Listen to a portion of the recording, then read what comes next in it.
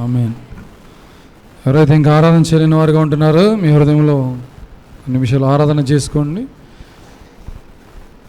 మౌనంగా ఎవరైతే ఆరాధన చేయలేని వారుగా ఉంటున్నారో మౌనంగా మీ హృదయంలో దేవుని ఆరాధన చేయండి.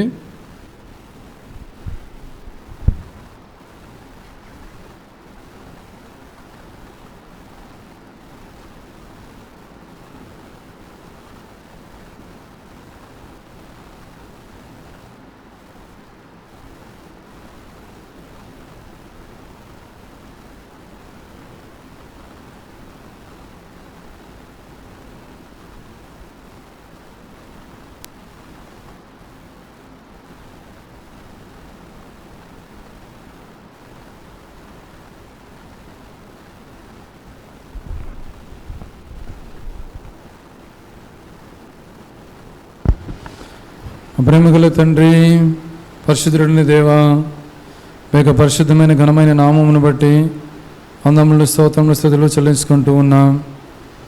ప్రేమించి మరొక పునరుద్ధాన దినము వేదులను కంటే శ్రేష్టమైన దినమును నా జీవితంలో పొడిగించి రాజులైన యాజక సమూహము ఈ పరిశుద్ధ జనాగముతో నేను కూడా కూడి మిమ్మల్ని కొనియాడడానికి మీరు నాకు ఇచ్చిన సమయం కొరకై, భాగ్యం కొరకై, ధన్యకరమైనటువంటి తరుణం కొరకే స్తుతిస్తూ కనపరుచుకుంటూ ఉన్నా. ప్రియ తండ్రి, ఆరాధన కొరకే మీరు మాట్లాడుతూ వచ్చిన మీ మాటలను బట్టి మీకు ఎంతో వందములు. కీర్తన గ్రంథము 27వ అధ్యాయము మొదటి వచనము 4వ వచనం ద్వారాగా మీరు తీసుకొచ్చిన మాటలను బట్టి స్తుతిస్తూ ఉంటున్నాను. యెహోవా నాకు వెలుగును రక్షణై ఉన్నాడు. ప్రభు, వాస్తవానికి నేను చీకటిలో ఉన్నవాడిని, పాపంలో ఉన్నవాడిని. నన్ను కేవలం ఇష్టమైన కృపచేత వెలుగులో నడిపించిన మీ ప్రేమ కొరకే మీకు ఎంతో వందములు. నిజమైన వెలుగు ఉండెను, అది లోకంలో ప్రతి మనిషిని వెలిగించుచున్నది. ప్రభా, మీరు ఆ పరలోక రాజ్యం నుంచి ప్రభా మహిమను విడిచిపెట్టి ప్రభా తండ్రితో ఉంటే విడిచిపెట్టకూడని భాగ్యమని ఎంచుకొనలేదు. కానీ నా కొరకే భూమి మీదకు వచ్చి ప్రభా కలవస్తులు నా కొరకు చిందించిన అమూల్యమైన రక్తం చేత ఆ వెలుగుగా వచ్చి ప్రభా ఆ వెలుగును నాకు ఇచ్చిన విధానమంతటి కొరకే స్తుతిస్తూ ఉంటున్నాను. అదేవిధంగా మీ యొక్క పరిశుద్ధ జనాంగంతో కూడా కూడి ఉండడానికి అనుకూలపరిచిన మీ ప్రేమ కొరకే స్తుతిస్తూ ఉంటున్నాను. అంత మాత్రమే కాకుండా ప్రభా కలవరిస్తులు మీరు చిందించిన రక్తం చేత నాకు ఇచ్చినటువంటి గొప్ప రక్షణ కొరకే స్తుతిస్తూ ఉంటున్నాను. అంతేకాకుండా ప్రభా మీ యొక్క ప్రసన్నతను చూసే భాగ్యం మోషే ఏ రీతికైతే ప్రభా మిమ్మల్ని చూసినప్పుడు తన ముఖము ఏ రీతికి ప్రకాశిస్తూ వచ్చిందో ఆ రీతిగా వెలుగును మాకు కూడా అనుగ్రహించాలని, నా జీవితంలో నాకు అనుగ్రహించాలని మీరు చేసిన మీకు దయా సంకల్పం బట్టి మీకు ఎంతో వందములు. ఆ రీతిగా ప్రభా మీ అందంలో ప్రభా వాస్తవానికి మీ అందం పోటీ ఎదుట నా అందం చూసుకున్నప్పుడు నేను ఎంతో అందవిహీనుడను, దేనికి పనికిరాని వాడిని ప్రభా, మీతో ఉండడానికి యోగ్యుడిని కాదు. అయితే కేవలం ఇష్టమైన కృపచేత ప్రభా మీరు మీ ప్రసన్నత చూడటానికి, మీ యొక్క అందాన్ని చూడటానికి, మిమ్మల్ని పొగడటానికి, మిమ్మల్ని గణపరచడానికి, మిమ్మల్ని హెచ్చించడానికి ప్రభా పాత్రుడైనటువంటి నన్ను కూడా ప్రభా పాత్రుడిగా చేసి మీ సన్నిధానములోకి నన్ను తీసుకొచ్చిన మీ ప్రేమ కొరికే ప్రభా ఎంతో వందనములు చెల్లించుకుంటున్నా. అంత మాత్రమే కాకుండా మీకు మందిరంలో కూడా నివసింపజేసే భాగ్యం అనుగ్రహించిన మీ ప్రేమ కొరికే మీకు ఎంతో వందనం.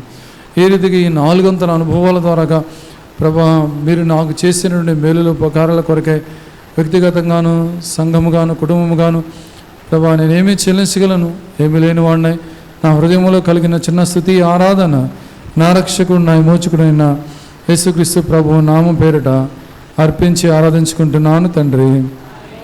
ఆమేన్. మనందరం లేచినలు పడి పాటలో నుంచి పాట సంఖ్య 188 జాషువా తిమోతన్న పాటలు పడతానండి. పాట సంఖ్య 188, 186, 713. 188, 186, 713.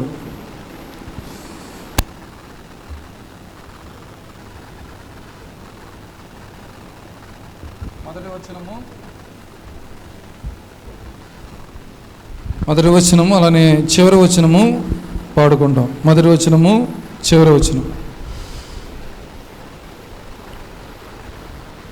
జయశీలుడా వాగువో మా ప్రభువా, జయ గీతముల్ పాడెదం. జయశీలుడా వాగువో మా ప్రభువా, జయ గీతముల్ పాడెదం.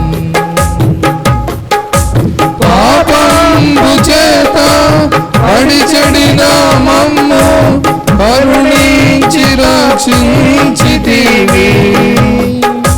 పాపంబు చేత పడి చెడిన మమ్ము కరుణించి రక్షించితివి. కృతజ్ఞతచే హృదయము నిండే స్తుతింతుము మా ప్రభు. కృతజ్ఞతచే హృదయము నిండే స్తుతింతుము మా ప్రభు. జయశీలుడవగు మా ప్రభువా జయ గీతముల్ పాడెదం. జయశీలుడవగు మా ప్రభువా జయ గీతముల్ పాడెదం. పరిపూర్ణ కృపతో నీ విశ్వాసతను కనుపరచుకొంటివి నీవు. పరిపూర్ణ కృపతో నీ విశ్వాసతను కనుపరచుకొంటివి నీవు. విడువబడిన మమ్ము వివాహితగా చేసి హల్లెలూయా పాడేదము. విడువబడిన మమ్ము వివాహితగా చేసి హల్లెలూయా పాడేదము. జయశీలుడవగు మా ప్రభువా జయ గీతముల్ పాడెదం. జయశీలుడవగు మా ప్రభువా జయ గీతముల్ పాడెదం. దయచేసి అందరూ కూర్చోనండి.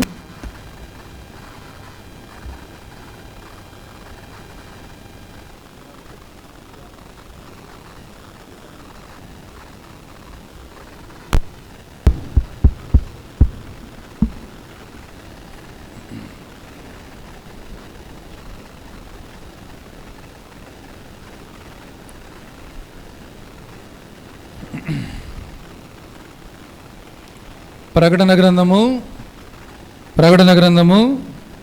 21వ అధ్యాయం. ప్రకటన గ్రంథము 21వ అధ్యాయము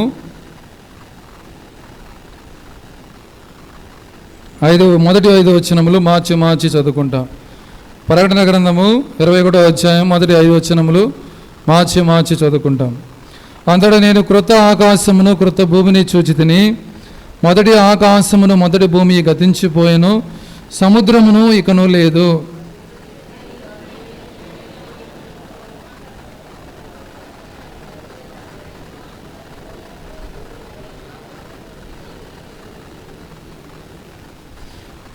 అప్పుడు ఇదిగో దేవుని నివాసము మనుషులతో కూడా ఉన్నది.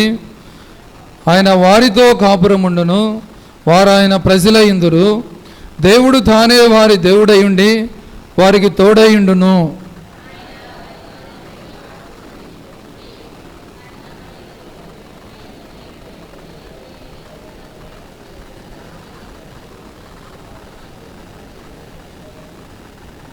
ఐదవ వచనం కూడా అందరం కలిసి చదువుకుంటాం. అప్పుడు సింహాసనాసీనుడై ఉన్నవాడు ఇదిగో సమస్తమును నూతనమైనవిగా చేయుచున్నానని చెప్పెను. మరియు ఈ మాటలు నమ్మకమును నిజమునై ఉన్నవి కనుక రాయుమని ఆయన నాతో చెప్పుచున్నాడు. ప్రభు సాయం కొరకై ప్రార్థన చేసుకుంటాం. మా ప్రేమ గల తండ్రి, పరిశుద్ధుడైన దేవ, మీ యొక్క పరిశుద్ధమైన ఘనమైన నామమును బట్టి వందములు స్తోత్రములు స్తుతులు చెల్లించుకుంటూ ఉన్నాను. ప్రియ తండ్రి, ఆరాధన చేసిన వారిని బట్టి వందనములు. ఎవరైతే సమయం లేక హృదయములు ఆరాధన చేసిన వారుగా ఉంటున్నారో వారి ఆరాధన కూడా మీరు అంగీకరించినారని నమ్మి స్తుతిస్తూ ఉంటున్నాను. తిరిగి మీ యొక్క బలయుద్ధకు చేరువచ్చుండగా మీరే జ్ఞాపకం చేసుకునండి. చదవని లేఖన భాగాన్ని జ్ఞాపకం చేసుకుని విరిచి వడ్డించి ఒకరికి ధర్మశాస్త్రంలోని ఆశ్చర్యకాలను గ్రహించడానికి మా మనోన్నతను వెలిగించమని ప్రార్థన చేసుకుంటున్నాం. మా సమయం దీనికరంగా చేయండి. ఈ రీతిగా మా కొరకే మీరే మాట్లాడి మహిమ పొందమని యోగ్యమైన రీతిలో బలలో పాలు పొందపోచుండగా ప్రభా మమ్మల్ని మేము సరి చేసుకొని నన్ను నేను సరి చేసుకొని మమ్మల్ని మేము సరి చేసుకొని ఆ రీతిగా మీ యొక్క బలలో పాలు పొందే భాగ్యం మాకు అనుగ్రహించమని సమస్తం మీకు ప్రేమలో అసలు అప్పచెప్పుకుంటూ ఉన్నా. నేను అందించడానికి నిలవలసిన దాసుని దేనికి పనికిరాని ఒప్పుకుంటున్నా. నాలో సమస్త కల్మషమును పాపమును మీ యొక్క క్రీస్తు యొక్క అమూల్యమైన రక్తం చేత కడిగి శుద్ధి చేయండి, పవిత్రపరచండి. మీ యొక్క నోటి బోరగా మాత్రమే వాడుకొని మీరే మహిమ పొందమని యేసుక్రీస్తు ప్రభువారి శ్రేష్టమైన నామమున స్తుతించి ప్రార్థించి అడిగి వేడుకుంటున్నాము తండ్రి. ఆమేన్. మొదటి కొరింథీయులకు రాసిన పత్రిక 11వ అధ్యాయము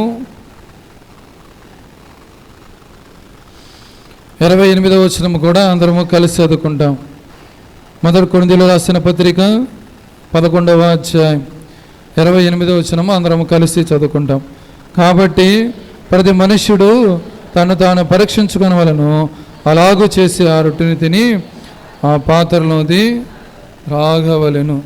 కనుక మన జీవితాలలో మనం చేయాల్సినటువంటి ప్రాముఖ్యమైన ప్రైమరీ థింక్ ఏమిటి అని అంటే, ప్రతి ఒక్కరు ఏం చేయాలంట, తన్ను తాను పరీక్షించుకోవాలి. కనుక మనల్ని మనం పరీక్ష చేసుకొని ఆ రీతిగా బలలో పాలు పొందటం అనేది చాలా ప్రాముఖ్యమైన విషయము. ప్రకటన గ్రంథము 21వ అధ్యాయం. ప్రకటన గ్రంథము 21వ అధ్యాయం 4వ వచనం. ఆయన వారి కన్నుల ప్రతి బాష్ప బిందువును తుడిచివేయును, మరణము ఇక ఉండదు, దుఃఖమైనను ఏడ్పైనను వేదనైనను ఇక ఉండదు. మొదటి సంగతులు గతించిపోయిన నీ సింహాసనంలో నుండి వచ్చిన గొప్ప స్వరము చెప్పుట వింటిని. అయితే అసలు ఈ మాటలు ఎవరితో చెప్తున్నారు కనుక మనం ఆలోచన చేస్తే, ఇక్కడ భక్తుడైన యోహాను పద్మాసు దీపములో పరవాసిగా ఉన్నటువంటి దినాలలో ఈ మాటలు దేవుడు ఈయనతో చెప్తున్నట్టుగా మనకి అర్థమవుతూ ఉంటుంది. అయితే దేవుడే స్వయంగా తను ప్రత్యక్షత అనుగ్రహించిన వాడిగా ఉంటున్నాడు.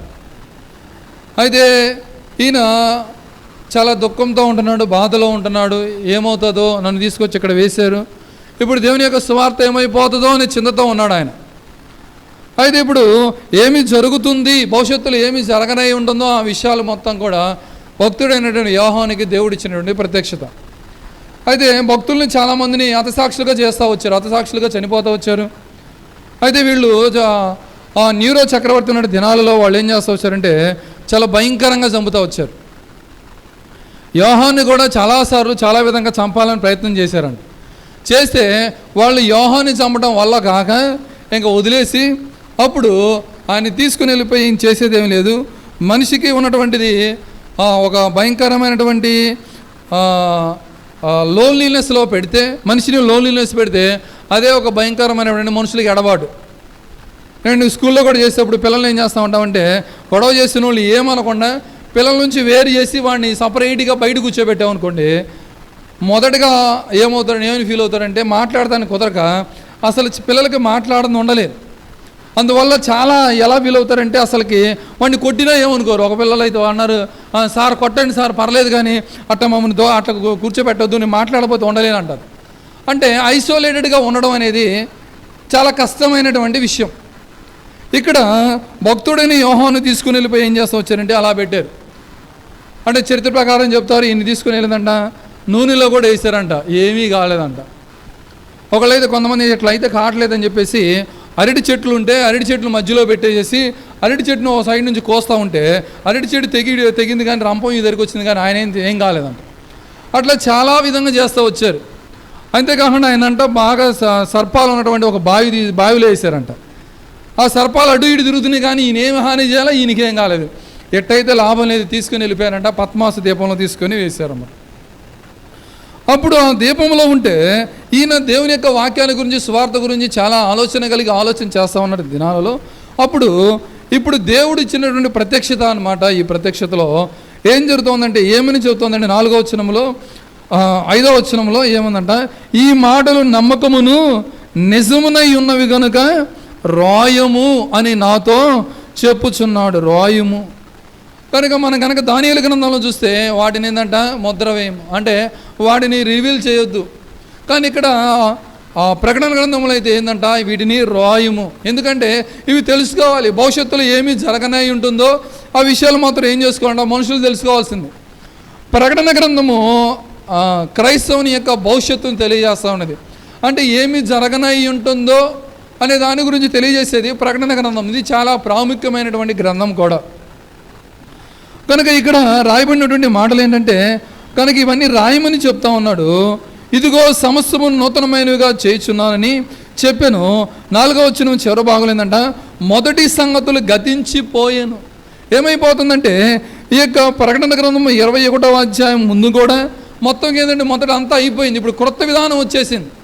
అంటే భవిష్యత్తులో ఇలా జరగనై ఉంటుంది, నిజంగా వాస్తవంగా ఇలా జరుగుతుంది కూడా. ఎందుకంటే బైబిల్ చెప్పేది సత్యం. ఎందుకంటే మనం నమ్మేది బైబిల్ కాబట్టి, బైబిల్ దేవుడు నిజమైన దేవుడు కాబట్టి ఆయన ఏంటంట అనేక విధాలుగా అక్షర రూపమే కాకుండా ఆత్మీయంగా కూడా మనందరం కూడా ఆయన్ని ఎరిగిన వారంగా ఉంటున్నాం. ఇది సత్యమే అని రూఢిగా మనం నమ్మగలం. కనుక ఈ వాక్యాలు భవిష్యత్తులో జరగనైనటువంటి మాటలు. ఏమి జరగనై ఉంటుంది అంట, ఇక్కడ చూస్తే క్రొత్త ఆకాశం క్రొత్త భూమి రానై ఉంటుంది. అంతేకాకుండా సముద్రం ఉండదంట. యెరూషలేము ఏ రీతిగా ఉందంటే పరిశుద్ధ పట్టణం ఎలా జరుగుతుందంటే దేవుని యొద్ద నుండి దిగి వచ్చుట చూస్తూ వచ్చాడు. అంతేకాకుండా 3వ వచనం ఏంటంట, దేవుని నివాసం మనుషులతో కూడా ఉన్నది. కనుక దేవుడు మనం కలిసి ఉండడం అనేది ఎంత ఆశ్చర్యకరమైన విషయమో. మోషే సీనాయి పర్వతం మీద ఆ సీనాయి కొండ మీదకి వెళ్ళినప్పుడు ఏం జరుగుతూ వచ్చిందంట, ఆయనతో పాటు దేవునితో పాటు ఉన్నట్టు చేత ఆజ్ఞలను తీసుకుని వచ్చినప్పుడు ఎలా ఉందంట, ఆయన ముఖం ప్రకాశిస్తూ వచ్చింది. అంటే దేవునితో గడపంగా ఎలా ఉండిద్దంటే ఆయన రూపం మనలోకి వస్తుంది, ఆయన స్వభావం మనలోకి వస్తుంది. కానీ మనకేంటంటే భిన్నంగా జరుగుతుంది. ఎందుకు భిన్నంగా ఉంటుంది అని అంటే మనం గడపని కారణం చేత. దేవునితో ఎంతగా గడుపుతామో, బైబిల్ ఎంతగా చదువుతామో, ప్రార్థనలు ఎంతగా గడుపుతూ ఉంటారో భక్తులు, అయితే ఆటోమేటిక్గా ఆయన రూపంలో మారిపోతూ ఉన్నప్పుడు మనిషి ఏంటంటే వేరే మనిషిని చూస్తున్నప్పుడు ఎంత ప్రేమ వస్తుందో, ఎంత జాలి వస్తుందో. అంటే ఈ రకంగా మనకి ఎవరు కూడా శత్రువులు ఉండరు, అందరూ ప్రేమించగలుగుతాం. ఎలా వస్తుందంటే ఆ మనసు వస్తుంది మనకి. ఏమంటాడు అంట, మీకు రాతి హృదయాన్ని తీసివేసి యెషయా గ్రంథంలో మాంసపు హృదయం అంట. అంటే ఏమవుతుందంటే మెత్తగా ఉంటుంది, ఎంతో ప్రేమగా ఉంటుంది. దేవుడు కలిగినటువంటి లక్షణాలు. యేసుక్రీస్తు ప్రభువారు భూమి మీద ఉన్న దినాలలో ఆయన ప్రేమ ఎలా ఉంటుంది, ఆయన గుడ్డివారిని చూసినప్పుడు ఎంత జాలి పడుతుంది. గుడ్డివారు చూడంగానే ఎగతాళి చేశాడా, అరే గుడ్డివాడు తెలియదు అన్నారా? కాదు, ఆయన ఏం చేశాడు, గుడ్డివారిని చూస్తే వాళ్ళని జాలిపడి వాళ్ళకి స్వస్థత ఇచ్చాడు.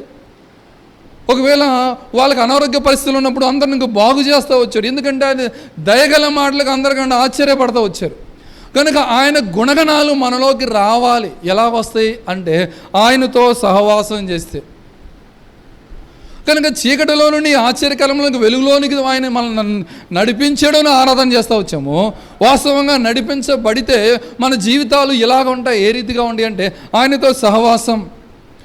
ఏంటంటే 3వ వచనంలో ఏంటంటే, ఇదిగో దేవుని నివాసం మనుషులతో కూడా ఉన్నది, ఆయన వారితో కాపురముండును, వారాయన ప్రజలయుందురు, దేవుడు తానే వారి దేవుడై ఉండి వారికి తోడై ఉండును. వారికి తోడై ఉంటే వాళ్ళకి ఇంకేమీ దిగులు ఉండదు, విచారం ఉండదు, దుఃఖం ఉండదు, బాధ ఉండదు, అసూయ ఉండదు, ద్వేషం ఉండదు, దేని మీద మనసు ఉండదు, దేవుని మీదే ఉంటుంది.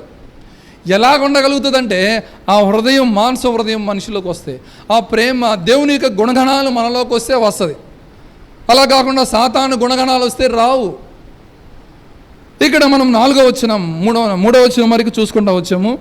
4వ వచనం అందరం కలిసి 4వ వచనం చదువుకుంటాం. ఆయన వారి కన్నుల ప్రతి బాష్ప బిందువును తుడిచివేయును. ఏంటంట, విశ్వాసిగా ఆరంభించబడినప్పటి నుంచి కూడా దేవుని యొక్క రాకడ వచ్చిన దాకా కూడా మనిషి జీవితంలో ఏముండిద్దో తెలుసా? దుఃఖం ఉంటానే ఉంటుంది, బాధ ఉంటానే ఉంటుంది, వేదన ఉంటానే ఉండిద్ది. అది మాత్రం మానదు. ఒకవేళ క్రైస్తవ జీవితంలో క్రైస్తవుడిగా అది లేకపోతే నిజంగా మనం క్రైస్తవులో కాదు అన్నటువంటి ప్రశ్న వేసుకోవాలి. మనం కనుక భక్తులను చూసుకున్నప్పుడు ప్రతి ఒక్కరు కూడా బాధ అనుభవించిన వాళ్ళే, ప్రతి ఒక్కరు కూడా కష్టం అనుభవించిన వాళ్ళే, ప్రతి ఒక్కరు కూడా ఎంతో వేదనకరమైన పరిస్థితుల్లో ఉంటా వచ్చారు. అందరూ అలా బాధపడిన వారే చివరికి ఏమవుతారంటే నిత్య రాజ్యంలోకి ప్రవేశిస్తూ వచ్చారు. ఎంత సంతోషంగా ఉంటా వచ్చారో. మనం లోకా సువార్తలో కనుక చూస్తే 16వ అధ్యాయంలో అక్కడ మనకు కనిపిస్తున్నటువంటి ఏంటంటే ఆ లాజరు కనిపిస్తూ ఉన్నాడు. ఆయన ఎలా అనుభవిస్తూ ఉంటాడు, ఆయన జీవితం అంతా బహు భయంకరంగా అంత దౌర్భాగ్యమైన స్థితి అనుభవిస్తూ వచ్చాడు. కనుక తను ఏ రీతిగా దౌర్భాగ్యమైన స్థితి అనుభవిస్తూ వచ్చిన వాడిగా ఉంటున్నాడు. కానీ చివరికి తన యొక్క పరిస్థితి ఎలా ఉందంటే ఒకసారి చదువుతామా? లోకా సువార్త 16వ అధ్యాయం 25వ వచనం. సరే, ముందు లాజరు యొక్క దుస్థితి చూసిన తర్వాత ఆయన యొక్క ఆశీర్వాదం చూస్తాం. 21వ వచనం, 20-21 రెండు కూడా చదువుతాం, అందరం కలిసి చదువుకుంటాం. లోకాసు వార్త 16:20-21 వచనం. లాజరు అని ఒక దరిద్రుడు ఉండెను, వాడు కురుపులతో నిండిన వాడై ధనవంతుని ఇంటి వాకిట పడి ఉండి అతని బల్ల మీద నుండి పడు రొట్టె ముక్కలతో ఆకలి తీర్చుకొనగోరెను, అంతేకా కుక్కలు వచ్చి వాని కురుపులు నాకేను. ఎంత పరిస్థితి అంట, దౌర్భాగ్యమైన పరిస్థితి అని చెప్పుకోవచ్చు. అయితే భూలోక సంబంధమైనటువంటి పరిస్థితుల్లో ఇంత దౌర్భాగ్యంగా ఉంటున్నాడు, ఇంత విచారకరంగా ఉంటున్నాడు. అమ్మో, ఇలాంటి పరిస్థితి మనం కూడా చూస్తూ ఉంటాం. కొంతమంది రోగాలతో బాధపడుతున్నారు, అమ్మో అది ఎవరికి రాకూడదు అనుకుంటాం. ఎందుకంటే ఎంత భయంకరంగా బాధపడుతూ ఉంటారు, ఎంతో బాధపడుతూ ఉంటారు. మీకు తెలుసు కదా, గుడాంటి తిమోతి అంకుల్ వాళ్ళ కమ్మ తిమోతి గారు వాళ్ళ మిస్సెస్ గారు, ఆంటీ గారికి ఇంజక్షను వేరే వాళ్ళకి చేపని ఇంజక్షన్ ఆమెకి ఇస్తే ఆమె కొన్నాళ్ళు చాలా సంవత్సరాలు ఇలానే కూర్చొని ఉంటామే చైర్లో, పడుకోవడానికి లేదు. ఎందుకంటే ఇంజక్షన్ ఇచ్చారు, వెన్నెముక వంగదంట. అంటే వేరే వాళ్ళు చేసిన తప్పిదానికి కూడా ఆంటీ అనుభవిస్తూ వచ్చింది. చనిపోయేంత వరకు కూడా ఆంటీ చాలా ప్రయాణాలు చేస్తూ వచ్చింది, కారులో చాలా ఎంత దూరమైన వెళ్ళి సువార్త చెప్తూ వచ్చింది. ఆ సాక్ష్యం వింటా ఉంటే కూర్చొని చెప్తా ఉండేటప్పుడు ఆమె చెప్పిందనమాట, నేను కూర్చొని చెప్తున్నాను, కొంతమంది అనుకుంటున్నారు పరిస్థితి చెప్పాను ఎందుకు కూర్చున్నానో అని చెప్తే అసలు చాలా బాధ అనిపించింది. అంటే వేరే వాళ్ళకి చేయాల్సిన విషయం ఆంటీ గారికి చేస్తే ఏం జరిగిందంట, ఆమె అంతనే కూర్చొని ఉన్నారు, ఇక అలానే చనిపోయేంత వరకు అలానే కూర్చొని ఉంటాం వెన్నెముక వంగల. అంటే ఆ బాధ చూసినప్పుడు మనకేమనిపించింది, అమ్మో ఎంత పరిస్థితి, కనీసం మనం కొంచెంసేపు రెస్ట్ తీసుకోవాలని ఆలోచన, అంటే కనీసం రెస్ట్ తీసుకోవాలని కూడా లేదు, ఇక కూర్చొని రెస్ట్ కూడా తీసుకుంటాం. కూర్చొని అసలు ఎలా రెస్ట్ తీసుకోగలుగుతాం?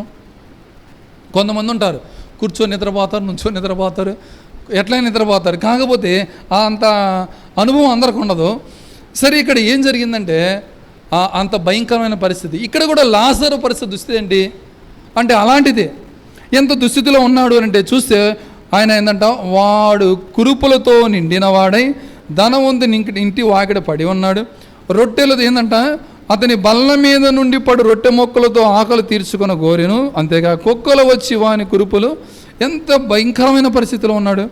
అయితే ఇక్కడ ఇంత భయంకరమైన పరిస్థితిలో ఉన్నప్పుడు కూడా దేవుడు ఇచ్చేటువంటి ఏంటంట, మనకి ఇప్పుడు ప్రకటన గ్రంథంలో చదివినప్పుడు 21వ వచనం ప్రకారం ఏంటంట, ఆయనతో కలిసి ఉంటే మనకి ఏముండదంట. చూడు ఎంత సంతోషం. 25వ వచనం, అందుకు అబ్రహాము, కుమారుడా, నీవు నీ జీవితకాలం ముందు నీకు ఇష్టమైనట్టు సుఖం అనుభవించుతీవి. కనుక క్రైస్తవ జీవితంలో భూమి మీద ఉన్నంతకాలం కూడా సుఖముగా ఉంటాము అని అంటే చాలా కష్టం ఉండదు. చూడండి, ఎంత పెద్ద భక్తులకి అయినప్పుడు కూడా శరీరంలో ఏదో ఒక ముళ్ళు ఉంటుంది, ఏదో ఒక రోగం ఉంటుంది, జబ్బు ఉంటుంది, ఏదో ఒకటి ఉంటూనే ఉంటుంది. కానీ క్రైస్తవుడికి అలా ఉండదు. కానీ ఎప్పుడంటే విశ్రాంతి అంటే ఎప్పుడైతే ప్రభు మహిమలోకి వెళ్ళిపోతామో అప్పుడే విశ్రాంతి. కనుక అప్పుడే ప్రశాంతత. అంతకాలం భూమి మీద ఏమీ కూడా ప్రశాంతత ఉండదు. కనుక ఏం జరుగుతూ వచ్చిందంటే ఈయన అలా, నీవు నీ జీవితకాలం ముందు నీకు ఇష్టమైనట్టు సుఖం అనుభవించితివి, అలాగునే లాజరు ఏమనుభవించాడంట, కష్టం. అంటే కష్టం అనుభవించారంటే ఏం చేయాలంటే, కష్టం అనుభవించారంటే ఇష్టానుసారంగా ఉంటే కష్టం రాదు. అంటే అన్ని విధాలుగా మనం ఏదంటే ఒక పథ్యం, క్రైస్తవ జీవితం అంటే ఏంటంటే బాలింత పథ్యం లాంటిది. హెబ్రోన్ అంటే మరీను, ఇంకా దాంతో ఏంటంటే హెబ్రోన్ అంటే బాలింత పథ్యం. అంటే ఏంటంటే ప్రతి అది చేయకూడదు అంటారు, ఇది చేయకూడదు అంటారు, ఇలా ఉండాలి, అది క్రమం అంటారు, ఇది క్రమం అంటారు అని అంటారు. అదైతే మనకంటే ఇష్టం ఉండదు, అట్టయితే కుదరదు. కనుక ఆ సహవాసంలో ఉంటాం కానీ క్రమంగా ఉండడం అనేది ఇష్టం ఉండదు. కనుక ఇక్కడ ఏం జరుగుతూ వచ్చిందంటే, ఏం జరుగుతుందంటే, ఇప్పుడైతే వాడు ఇక్కడ నెమ్మది పొందుచున్నాడు, నీవు యాతన పడుచున్నావు అని. నెమ్మది పడడానికి యాతన పడడానికి కారణం ఏంటి అని అంటే, బహుశా ఇక్కడ ఉన్నప్పుడు చాలా అన్ని పత్రికగా జీవిస్తూ వచ్చాడు. అందువల్ల అతనికి ఏమొచ్చిందంటే దరిద్రుడు అయిపోతూ వచ్చాడు. కనుక దేవుని కొరకై ఉండి దరిద్రుడు అయినప్పుడు కూడా, ఏమీ లేకపోయినప్పుడు కూడా దేవుని యొక్క చిత్తానుసారంగా చేసి ఎలా అనుభవించినా కానీ ఏం ప్రాబ్లం లేదు. కానీ ఒకవేళ దేవుని చిత్తానుసారంగా లేకుండా, ఒకవేళ సుఖం అనుభవిస్తూ వచ్చావు, దేవుని చిత్తం లేదు, సుఖం అనుభవిస్తూ వచ్చావు, దేవుని క్రమం లేదు, సుఖం అనుభవిస్తూ వచ్చావు, దేవుని అనుభవించేది లేకపోతే చాలా దౌర్భాగ్యమైన స్థితిలో ఉంటాం అన్నమాట. కనుక ఏం జరుగుతూ వచ్చిందంటే, ఈయన ఎక్కడికి వెళ్ళిపోతూ వచ్చాడు. 24వ వచనంలో, తండ్రి ఎక్కడంటే అబ్రహాము రొమ్మున అనుకున్నాడంటే, ఎక్కడికి వెళ్ళిపోతూ వచ్చాడంటే, ఈయన ఎక్కడ ఉన్నాడంటే అబ్రహాము రొమ్మున అనుకుంటూ వచ్చాడు. కానీ ఈ యొక్క ధనవంతుడు ఎక్కడ ఉన్నాడు. 28వ వచనంలో, వారును ఈ వేదనకరమైన స్థలంలోకి, ఈ స్థలం ఎక్కడుంది, ఎలా ఉందంట, వేదనగా ఉంది. కనుక భూమి మీద వేదన పడ్డావా, నిత్యరాజ్యంలో సంతోషమే. అంటే దేని పరంగా వేదన పడాలి అని అంటే దేవుని కొరకైన విషయాల్లో వేదన పడితే, అంతేగాని మన లోకం గురించి వేదన పడితే కష్టం. ప్రకటన గ్రంథము 21వ అధ్యాయం, ప్రకటన గ్రంథము 21వ అధ్యాయం 4వ వచనం. ఆయన వారి కన్నుల ప్రతి బాష్ప బిందువును తుడిచివేయును. కనుక ఎప్పుడైతే ఆయనకి సన్నిధానంలోకి ఇప్పుడు ఎప్పుడు గురించి రాయబడతా వచ్చిందంటే, ఎప్పుడైతే ఆయనతో ఉంటాం, ఇంకేమైందంటే పాతవి గతించిపోయినాయి, ఇంకా లేదు, ఇక ఇప్పుడు దేవుని సన్నిధానంలో నిత్యత్వంలో ఉంటా ఉన్నారు. భవిష్యత్తులో ఉండబోయే దాని గురించి చెప్తా ఉన్నాడు. యోహానికి ఇలా జరుగుతుంది అంటే ఇలా ఉంటారు అని చెప్పేసి భవిష్యత్తులో ఏం జరగబోతుందో అనే విషయాన్ని గురించి దేవుడు ఈయనకి దర్శనం ద్వారా చూపిస్తే అది మొత్తం కూడా రాసాడు అనమాట. ఇప్పుడు మనం చూస్తూ ఉంటే ఒక వీడియో లాగా అనమాట. ఒక వీడియో ఏంటంట, జరిగిపోయింది కానీ జరగాల్సింది కానీ ఏం చేస్తూ ఉంటారంటే వీడియో దూరంగా రూపి ఇది నా చరిత్ర అని చెప్పేసి కొంతమంది చేస్తూ ఉంటారు. కొంతమంది యొక్క హిస్టరీ ఏం చేస్తూ ఉంటారు, వాళ్ళ బయోగ్రఫీని వీళ్ళు ఏం చేస్తూ ఉంటారంటే ఇప్పుడు తీస్తూ ఉంటారన్నమాట. అట్లనే ఇప్పుడు భవిష్యత్తులో ఉన్నటువంటి ఆ సన్నివేశాన్ని మనకి భక్తుడైన యోహాను చక్కగా మనకి వీడియో రూపంలో కానీ ఏదంట రాత రూపంలో మనం చూపిస్తూ వచ్చాడు. ఏదంట, ఆయన వారి కనుల ప్రతి బాష్ప బిందువు. ఎందుకు బాష్ప బిందువులు వస్తాయి తుడిచివేయడానికి అంటే, ఒకవేళ అక్కడ ఏముండదు కదా, ఏడ్పు ఉండదు, దుఃఖం ఉండదు, బాధ ఉండదు, అయినా అక్కడ ఎందుకు ఆ తుడవాల్సినటువంటి బాష్ప బిందువులు ఎలా వస్తాయంటే, బహుశా ఇలాగ అనుకుంటాను ఏంటంటే, ఒకవేళ దేవుని కొరకై బాగా కష్టపడ్డావు అంటే దేవుని కొరకు బాగా కష్టపడాల్సింది పోయి దానికంటే కొంచెం కష్టపడ్డావు అంటే ఎక్కువగా పడలేదు, ఆ వాళ్ళే చేస్తారులే, వీళ్ళే చేస్తారులే, వాళ్ళే ఆత్మీయంగా ఉంటారులే, వాళ్ళే పరిశుద్ధంగా ఉంటారులే, నాకెందుకు, నేను ఉండమైనా ఏం కాదన్నట్లుగా అంటే కొంచెం తక్కువగా ఉన్నావు అనుకోండి. ఇప్పుడు బహుమానాలు ఇస్తారనమాట దేవుడు బహుమానాలు ఇచ్చేటప్పుడు అంటే కొంతమంది ఏమంటారంటే జస్ట్ పరలోక రాజ్యానికి ఎంట్రన్స్ కొంతమందికి అయిద్దంట, కొంతమంది మంచి బహుమానాలు పొందుతూ ఉంటారంట. ఇప్పుడు మంచి బహుమానాలు పొందుతూ ఉన్నవాళ్ళు పరలోకంలో జస్ట్ ఎంటర్ అయ్యి బహుమానాలు ఏం లేకుండా ఎంటర్ అయిన వాళ్ళు అంట చూస్తూ ఉంటారన్నమాట. చూసి అప్పుడు ఏడుస్తూ ఉంటారు, అయ్యో నేను కూడా ఇలాగా ఈ సిస్టర్ లాగా ఈ బ్రదర్ లాగా కష్టపడలేదే, అయ్యో భూలోకంలో ఉన్నప్పుడు దేవుని కొరకు ఇంత త్యాగం చేస్తే ఎంత కష్టపడినట్టయితే నాకు కూడా ఇన్ని బహుమానాలు వస్తే అని చెప్పేసి ఏడుతూ ఉంటే అప్పుడు దేవుడు అంటాడంట, తుడిచేసి పర్లేదులే నీకు పరలోకం అన్న దక్కింది అన్నట్లుగా ఏంటంటే ఓదారుస్తాం అనమాట. అంటే అక్కడ ఈ దేని గురించి అనమాట, మనకి దేని గురించి అక్కడ ఇప్పుడు భాష బిందువులు తుడిచివేయడం అంటే ఇక్కడ భూ సంబంధమైన విషయాలు ఏముండవు అక్కడ, అవన్నీ కూడా పరలోక సంబంధమైన విషయాల గురించి ఉంటాయి. కాబట్టి అక్కడ కూడా ఇదే విషయంలో భాష బిందువు అంటే పరలోక సంబంధమైన విషయాలలో అయ్యో నేను ఇంతగా చేయలేకపోయినే నాకు తక్కువ వచ్చాయి అనుకుంటే పర్లేదులే అని చెప్పేసి దేవుడు తుడిచివేస్తాడు. అది భాష బిందువు అంటే. ఆయన వారి కనుల ప్రతి భాష బిందువును తుడిచివేయను. ఏం చేస్తానంటే భాష బిందువును తుడిచివేసేవాడిగా ఉంటున్నాడు. ఇదే విషయాన్ని గురించి మనకు యెషయా భక్తుడు కూడా చెప్తాడు. యెషయా గ్రంథము 25వ అధ్యాయం, యెషయా గ్రంథము 25వ అధ్యాయం అందరం కలిసి 8వ వచనం చదువుకుంటాం. యెషయా గ్రంథము 25వ అధ్యాయం 8వ వచనం అందరం కలిసి చదువుకుంటాం. మరెన్నడూ ఉండకుండా మరణమును ఆయన మృంగివేయును. ప్రభు అయిన యెహోవా ప్రతి వాని ముఖము మీద బాష్ప బిందువులను తుడిచివేయును. భూమి మీద నుండి తన జనుల నిందను తీసివేయును. ఇలాగున జరుగునని యెహోవా సెలవిచ్చుచున్నాడు. కనుక ఏదైతే మనము దేవుని కొరకే చేయాలనుకున్నామో అది ఎప్పుడు చేయాలో తెలుసా? భూమి మీద ఉన్నప్పుడే. నీ గొంతులో ఊపిరినంత వరకే దేవుని కొరకే నువ్వు పవిత్రంగా ఉండాలన్నా, దేవుని కొరకు కార్యాలు చేయాలన్నా, సువార్త చేయాలన్నా, పరిశుద్ధంగా ఉండాలన్నా, అనేకులను దేవుని వైపు నడిపించాలన్నా, నీకు నువ్వు నాకు నేను ఆత్మీయంగా ఉండాలంటే ఫస్ట్ స్టెప్ అది. మన జీవితంలో మన మనస్సాక్షి విషయంలో మనము ఆత్మీయంగా ఉండడం అనేది ఫస్ట్. ఆ తర్వాత కుటుంబం, ఆ తర్వాత తర్వాత ఇతరులు. కనుక మొదటిగా మనం మొదటి స్టెప్ ఏం చేయాలంటే మనకు మనం ఉండాలి. కనుక మొదటి మనకు మనం ఉండేటట్లుగా ఆ రీతిగా ఉండాలి. మన ప్రకటన గ్రంథంలో కూడా ఈ మాట గురించి చూస్తాం. ప్రకటన గ్రంథము 7వ అధ్యాయం, ప్రకటన గ్రంథము 7వ అధ్యాయము 17వ వచనం కూడా అందరము కలిసి చదువుకుంటాం. ప్రకటన 7:17 ఏలయనగా సింహాసన మధ్య మందుండు గొర్రె పిల్ల వారికి కాపరి అయి జీవజలముల బుగ్గల యొద్దకు వారిని నడిపించును.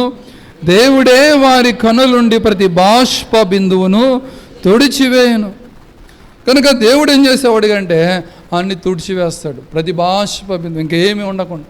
కనుక మన జీవితాల్లో గుర్తుంచుకోవాల్సిందంటే గొంతులో ఊపిరినంత వరకే మనం ఏం చేసినప్పటికి కూడా దేవుని కొరకే చేస్తున్నటువంటి దేవుని కొరకే చేసిన ఏంటంటే ఊపిరి ఉన్నప్పుడే.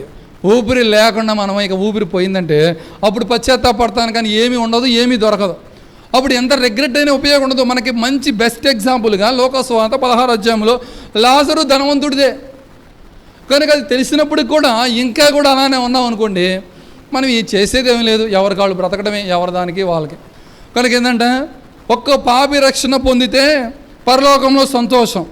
కనుక ఈ సమాజాలు మొత్తం ఎంతమంది ఉన్నప్పటికి కూడా, లేకపోతే కోట్ల కొలది జనాలు ఉన్నప్పటికి కూడా ఏంటంట, ఇశ్రాయేల్ ఎంతమంది అంట, దాదాపుగా 6 లక్షల కాల్బలము, ఒకవేళ క్యాల్కులేట్ చేసుకుంటే ఒక 25 లక్షల 30 లక్షల దాకా అవుతారు.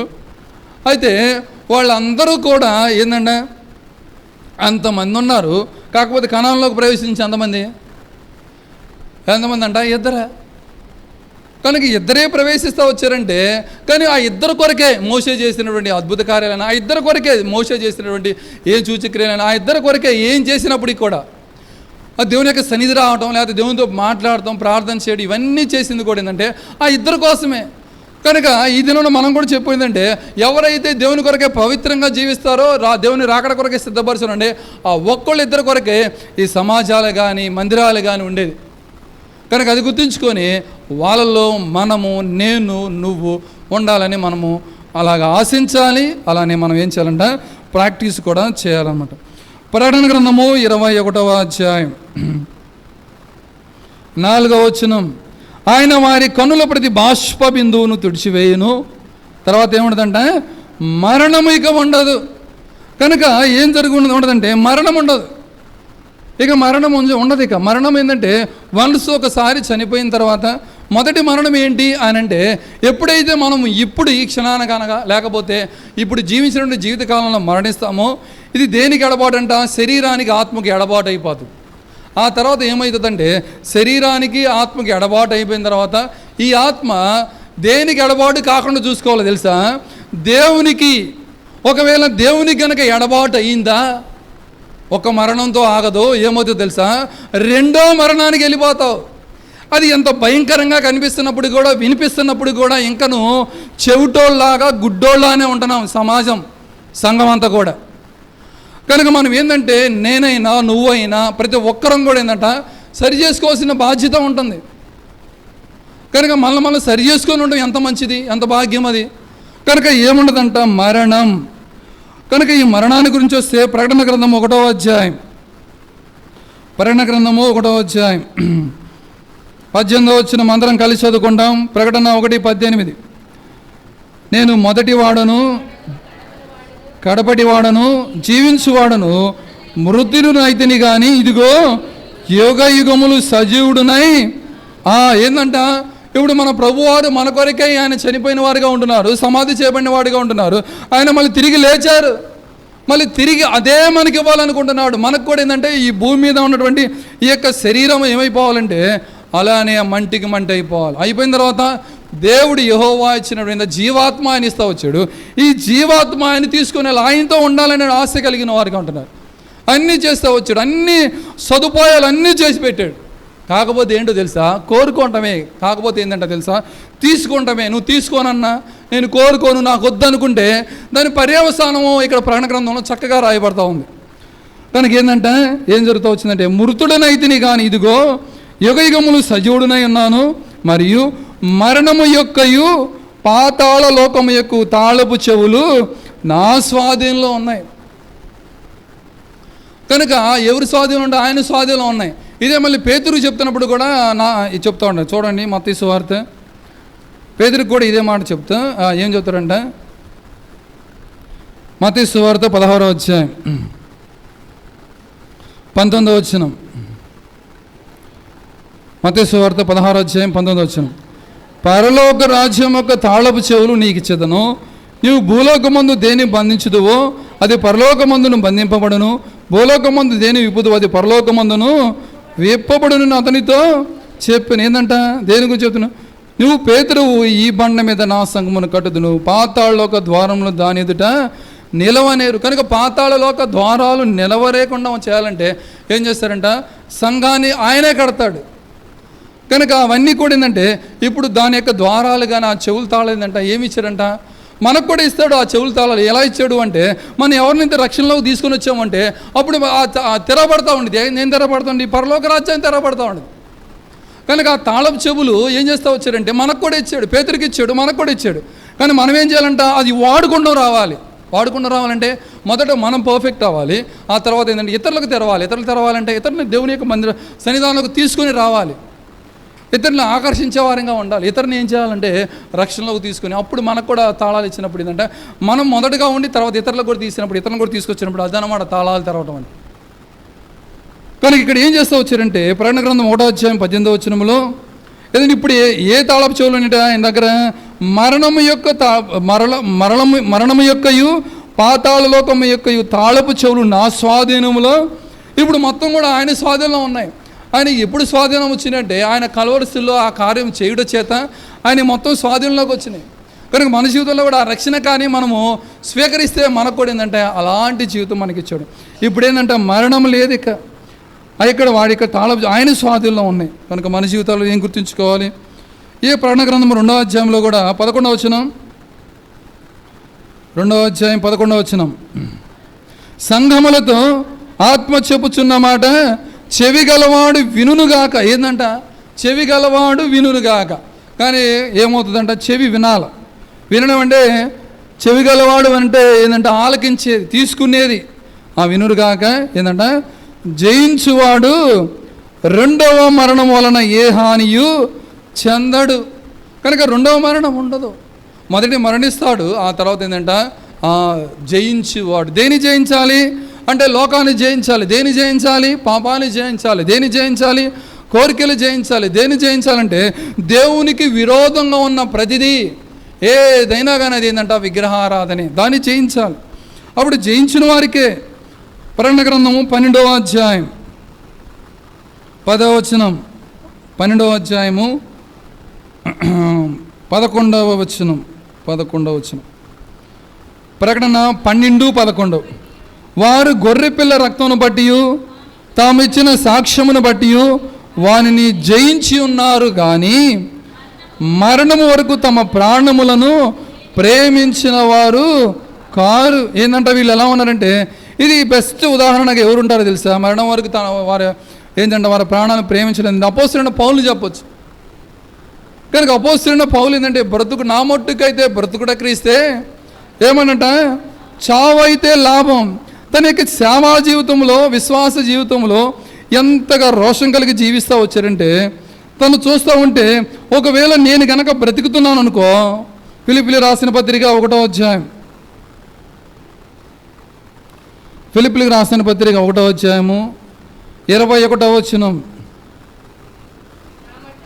నా మట్టుకైతే బ్రతుకుట క్రీస్తే చావైతే లాభము అయినను శరీరముతో నేను జీవించుటయే నాకున్న పనికి ఫలసాధనమైన ఎడల నేనేమి కోరుకొందును నాకు. కనుక తను జీవించినప్పటికీ కూడా మరణించినప్పటికీ కూడా దేవుని మహిమ కొరకే. ఇప్పుడు తను బ్రతుకుతూ ఉన్నాడు అని అంటే ఏంటంటే ఇతరుల కొరకే నేను బ్రతుకుతున్నాను అంటున్నాడు. తను కొరకు కాదు, నేను సంపాదించుకోవాలని, అది కావాలి, ఇది కావాలి, ఏమీ లేదు. ఆయన ఒకటే ఇతరుల ప్రాణాల వాళ్ళని రక్షించాలనే ఉద్దేశమే, ఆత్మల రక్షణ కొరకే. కింద చూస్తే మనకు తెలుస్తుంది 23వ వచనం, ఫిలిప్పీ 1:23, ఈ రెంటి మధ్యను ఇరుకనబడి ఉన్నాను, నేను వెడలిపోయి క్రీస్తుతో కూడా ఉండవలెనని నాకు ఆశ ఉన్నది, అది నాకు మరిమేలు. అంటే ఆయన దగ్గరికి వెళ్ళడం అనేది ఆశ మరిమేలు. ఒకవేళ మన జీవితాలు కూడా అడిగితే మనం ఈ క్షణాన్ని చనిపోతే ఆయన దగ్గరికి వెళ్తామని ప్రశ్న వేసుకుంటే క్వశ్చన్ మార్క్ ఏంటది? అపోస్తలుడైన పౌలు అంటున్నాడు, ఒకవేళ నేను గనక ఇప్పుడు వెడలిపోయి క్రీస్తుతో కూడా ఉండవాలని నాకు ఆశ ఉన్నది, అది నాకు మరిమేలు. 24వ వచనం అందరం కలిసి చదువుకుంటాం. అయినను నేను శరీరమందు నిలిచిండుట మిమ్మును బట్టి మరీ. అబ్బా, ఎవరన్నా చెప్పగలరా ఈ మాట? నేను బ్రతుకుతున్నానంటే నీ కొరకే, శరీరావరీతికి కాదు, ఆత్మీయంగా. అంటే తను ఏంటంటే నాకున్న సమస్తం కూడా మీ ఆత్మల కొరకే వేయపరుస్తూ వచ్చా. కానీ ఎంతగా ఉన్నాడు అని అంటే తను శరీరాన్ని కూడా లెక్క చేయకుండా ఉన్నాడు. ఇంగ్లీష్ రైటర్లో జాన్ మిల్టన్ అని ఉంటాడు అన్నమాట. జాన్ మిల్టన్ మన మిల్టన్ బాటిల్స్ ఉంటాయి కదా, ఆయన ఎలాగ చదివాడంటే ఇంగ్లీష్ని, అంటే ఆయన పొయిట్రీగా రాయడానికి ఎలా చదివాడంటే కళ్ళు పోయేట్టు చదివాడంట. కళ్ళు పోయి చదివి చదివి చదివి చదివి అసలు కళ్ళు పోతే వాళ్ళ కూతుర్ని కూర్చోబెట్టుకొని ఎదురుగా ఆయన ఏదైతే చదివి మైండ్లో ఉందో పొయిట్రీ మొత్తం వాళ్ళ కూతురు చేత రాపిచ్చారన్నమాట, జాన్ మిల్టన్. అంటే ఈ లోకవాడి విషయాల గురించినటువంటి ఆసక్తి ఎలా ఉందంటే చదవాలని కళ్ళు పోయేదాకా చదివాడు అనమాట. అపోస్తలుడైన పౌలు కూడా చూసుకుంటే ఎలాగున్నాడంటే తనకున్న ప్రతిదీ కూడా ఏంటంటే ఆయన కొరకే. అంటే శరీరాన్ని ఏమాత్రం కూడా లెక్క చేయాలి, ఎన్నిసార్లు కొట్టించుకున్నాడో బెత్తాలతో. కనుక కుక్కలాగా వేడబడుతూ వచ్చాడు. అయినప్పటికీ కూడా ఏమనంటే నేను బ్రతుకుట ఏంటంటే మరణం. కనుక ఈ మరణం నాకు ఏంటంటే ఇప్పుడు నేను చనిపోయినా పర్లేదయ్యా నాకు, ఎందుకంటే ఆయనకి తెలుసు అన్నమాట నిత్యత్వం. ఏంటంటే ఆయన ఏం చేస్తూ వచ్చారంటే 3వ ఆకాశానికి వెళ్ళిన వాడుగా ఉంటున్నాడు. ప్రకటన గ్రంథము 20వ అధ్యాయం, ప్రకటన గ్రంథము 20వ అధ్యాయము 6వ వచనం. ఈ మొదటి పునరుద్ధానములో పాలుగలవారు ధన్యులను పరిశుద్ధులునై యుందురు, ఇట్టి వారి మీద రెండవ మరణమునకు అధికారము లేదు. వీరు దేవునికిని క్రీస్తుకును యాజకులై క్రీస్తుతో కూడా 1000 సంవత్సరములు రాజ్యము చేయుదురు. ఎవరంట వీరు అని కనుక పైన ఆలోచన చేస్తే 4వ వచనం అందరం కలిసి చదువుకుంటాం. 4వ వచనము అందరం కలిసి చదువుకుంటాం. 4, 5 కూడా. అంతటా సింహాసనములు చూచి తిని వాటి మీద ఆశీనులో ఉండే వారికి విమర్శ చేయబడుటకు అధికారం ఇవ్వబడిను. మరియు క్రూర మృగమునకైనను దాని ప్రతిమకైనను నమస్కారం చేయక తమ నొసళ్ళ యందు కానీ చేతుల యందు కానీ దాని ముద్ర వేయించుకొనని వారిని యేసు విషయమై తామిచ్చిన సాక్ష్యము నిమిత్తము దేవుని వాక్యము నిమిత్తమును శిరచ్ఛేదనము చేయబడిన వారి ఆత్మలను చూచి తిని. వీళ్ళు ఎవరంట అంటే దేవుని కొరకై శిరచ్ఛేదనం చేయబడినటువంటి వారి ఆత్మలు. అంటే ఏంటంటే దేవుని కొరకు ఏమైపోతూ వచ్చారంటే వాళ్ళు దేవుని కొరకు అససాక్షులుగా చేయబడుతూ వచ్చారు. ఇప్పుడు చూడండి కంటిన్యూషన్, వారు బ్రతికిన వారై. కనుక దేవుని కొరకై నువ్వు ఎంత త్యాగం చేసి నీ శరీరాన్ని నాశనం చేసుకున్నప్పుడు కూడా ఒక దినం ప్రతిఫలం ఉంటుంది. అదే చెప్తా ఉన్నాడు, ప్రతి శుభ బిందువు తుడిచివేడతాను. కనుక మనం కనుక ఎక్కువ బహుమతులు పొందుకుంటూ వస్తే మనకు బిందువులు రావు. మనం పరలోకంలోకి వెళ్ళిన తర్వాత కూడా పశ్చాత్తాపడాల్సిన అవసరం ఉండదు. అయ్యో నేను అంత బాగా చేస్తే బాగుండేదే, తక్కువే చేస్తేనే వాళ్ళే చేస్తారే నేను చేయలేదు అనేటువంటిది ఏం లేదు. కనుక అది తీసివేయాలంటే ఏంటంటే ఇప్పుడు వాళ్ళకి ఎక్కడంటే వాళ్ళు క్రీస్తు కూడా రాజ్యం చేసిరి. 5వ వచనం, 1000 సంవత్సరములు క్రీస్తు కూడా రాజ్యం చేసిరి. 1000 సంవత్సరం 5వ వచనం అందరం కలిసి చదువుకుంటాం. 1000 సంవత్సరంలో గడుచు వరకు కడమ మృతులు బ్రతకలేదు. ఇది మొదటి పునరుద్ధానము. ఇప్పుడు చదవండి 6వ వచనం అందరం కలిసి. ఈ మొదటి పునరుద్ధానములో పాలుగలవారు ధన్యులను పరిశుద్ధులైందురు, ఇట్టి వారి మీద రెండవ మరణమునకు అధికారం లేదు. వీరు దేవునికిని క్రీస్తుకును యాజకులై క్రీస్తుతో కూడా 1000 సంవత్సరములు రాజ్యము. వీళ్ళు ఏం చేస్తారంటే 1000 సంవత్సరాలు దేవునితో రాజ్యం చేసేవారిగా ఉంటుంది. ఎవరంటే వాళ్ళకి ఏంటంటే ఇప్పుడు ఎవరైతే నూతన ఆకాశంలోకి ఎవరు ప్రవేశించగలరంటే వీళ్ళు అనమాట. దేవుని గురించి సాక్ష్యం ఏం చేస్తూ ఉంటారంట, వాళ్ళు ఎలా ఉన్నారంటే తామిచ్చిన సాక్ష్యం దేవుని వాక్యం శిరచ్ఛేదనం. కనుక వాక్యం ప్రకటించబడతా ఉంటే అయ్యో ఎవరైనా చనిపోయారనుకో, అర్థసాక్షిగా చేయబడారనుకో, వాళ్ళు నిజంగా వాక్యం చెప్పినప్పుడు చంపేశారనుకోండి, దాని గురించి మనం వ్యతిరేకపడిన అవసరం లేదు, దాని గురించి ధర్నాలు చేయని అవసరం లేదు. ఎందుకు చేయని అవసరం లేదంటే వాళ్ళ నిత్యరాజ్యంలోకి వెళ్ళిపోతున్నారు, సంతోషంగా వెళ్ళిపోతూ ఉన్నారు. ఎవరైతే ఒకవేళ అణిచివేయాలనుకుంటారంటో మనం చూస్తూ ఉన్నాం, ఎవరినైతే క్రైస్తవ అణిచివేయాలనుకుంటున్నారో ఇంకా అది ప్రబలుతూనే ఉంది. ఇంకా ఎవరైతే ఏదైతే అణిచివేయాలనుకుంటున్నారో అణిచివేద్దాం అని కొన్ని ఇంకా స్ప్రెడ్ అయిపోతుంది, అది ఇంకా వ్యాపిస్తూ ఉంది. కనుక అది చూస్తూనే ఉన్నారు, వాళ్ళకే మైండ్ పోతుంది అనమాట. ఏంటబ్బా ఇతను చంపితే క్రైస్తవ్యం ఇంకొంచెం తక్కువ పడిపోయింది, కుంటుపడిద్ది అనుకుంటే ఎవరైతే మంచి వ్యక్తులు చనిపోతారో, ప్రభు మహిమలో పిలబడతారో, అతిసాక్షులుగా చేయబడతారో వారిని బట్టి ఇంకా అనేకులు తెలుస్తుంది. ఇప్పుడు రీసెంట్గా ఎవరైనా ప్రభు మహిమలో పిలబడిన వారు, ఆ గొప్ప భక్తులుగా పిలబడిన వారు, వాళ్ళ గురించి వాస్తవంగా అందరికీ తెలియదు ఇప్పుడు దాకా. ఎప్పుడైతే ఇలాగా వాళ్ళు నిజంగానే ఆ రీతిగా అతిసాక్షులుగా చంపేశారంట అని చూస్తే వాళ్ళ గురించి ఇప్పుడు అంతా పాపులర్ అయిపోయింది. వాళ్ళని చూసి చాలామంది ఇన్స్పిరేషన్, వాళ్ళ గురించి ఇంకా నేను కూడా ఇలా ఉండాలనేటువంటి ఆలోచన ఇంకా స్ప్రెడ్ అయిపోతూనే ఉంది. కనుక ఏం జరుగుతూ ఉందంటే వాళ్ళు ఆ 1000 ఏండ్ల పరిపాలన ఉంటారు. కనుక ఏం జరుగుతూ ఉందంట, మరణము. ప్రకటన గ్రంథము 21వ అధ్యాయం 20వ అధ్యాయము 14వ వచనం. 20వ అధ్యాయం 14వ వచనం అందరం కలిసి చదువుకుంటాం. మరణమును మృతుల లోకమును అగ్నిగుండములో పాడవే. ఏందంట ఇక ఏమైపోతుందో తెలుసా?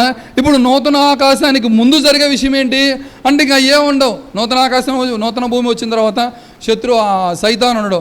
ఏంటంటే సైతాను రెండు చోట్ల మనకు కనిపించడు. ఎక్కడంటే ఆదికాండం మొదటి 2 అధ్యాయంలో, ప్రకటన గ్రంథము చివరి 2 అధ్యాయంలో సైతాన్ అనేటువంటి ప్రస్తావన మనకు కనిపించదు. ఎందుకంటే ఇక్కడ అంతా కూడా దైవికమైన విషయాలు కనిపిస్తూ ఉంటాయి. ప్రకటన గ్రంథం చివరి 2 అధ్యాయాలు అక్కడ కూడా ఆత్మీయతే కనిపిస్తూ ఉంటుంది. దేవునితో ఉండేది, దేవునితో ఉన్నప్పుడు సంతోషమే, ఆనందమే. ఈ లోకంలో జీవించినటువంటి జీవితంలో దేవుని కొరకు ఎంతగా జీవిస్తూ ఉంటామో అంతగా మంచి బహుమానాలు పొందుతూ ఉంటాం. కనుక ఏం జరుగుతూ వచ్చిందంట? మరణమును మృతుల లోకమును అగ్నిగుండములో పడవేయబడేను. ఇంకేం లేదంట. ఇక సైతాన్ లేడు, శోధించేవాళ్ళు లేదు, ఇంకా ఏం లేదు. ఇప్పుడే హ్యాపీ, ప్రశాంతత. అంటే కొన్నాళ్ళు శోధించబడతా వచ్చాం. విశ్వాసులైనప్పటికీ కూడా, ఆత్మీయంగా ఉన్నవాళ్ళైనప్పుడు కూడా ఏంటంటే ప్రతిరోజు, ప్రతి నిమిషము, ప్రతి గంట కూడా శత్రువు చేత శోధించబడతానే ఉంటాం. కానీ ఎప్పుడైతే మన నూతన ఆకాశంలోకి దేవుడు తీసుకువెళ్తాడో ఇంక అప్పుడు ఉండదు. ఇక ఆ శోధన ఉండదు. అప్పుడు రిలాక్స్డ్గా ఉంటాం. ఇక్కడ ఎలాంటి కూడా అంత ఆత్మీయ సంగతులే ఉంటాయి. ఏం జరుగుతూ వచ్చిందంటే ఇక్కడ అగ్నిగుండములో పడవేయబడెను. ఆ అగ్నిగుండము 2వ మరణం. కనుక ఇదేంటంటే 2వ మరణం. ఇక ఈ 2వ మరణం ఏంటంటే 15వ వచనంలో, ఎవని పేరును జీవగ్రంథమందు రాయబడినట్టు కనబడని ఎడల వాడేందంట అగ్నిగుండములో పడవేయబడును. కనుక అగ్నిగుండం అంటే 2వ. కనుక ఈ 2వ మరణం తప్పించబడిన వాళ్ళు ఇప్పుడు దీంట్లో ప్రవేశిస్తారు, 21వ అధ్యాయంలోకి ప్రవేశిస్తారు. కనుక ఏంటంటే మరణం ఏముండదంట? మరణం ఉండదు.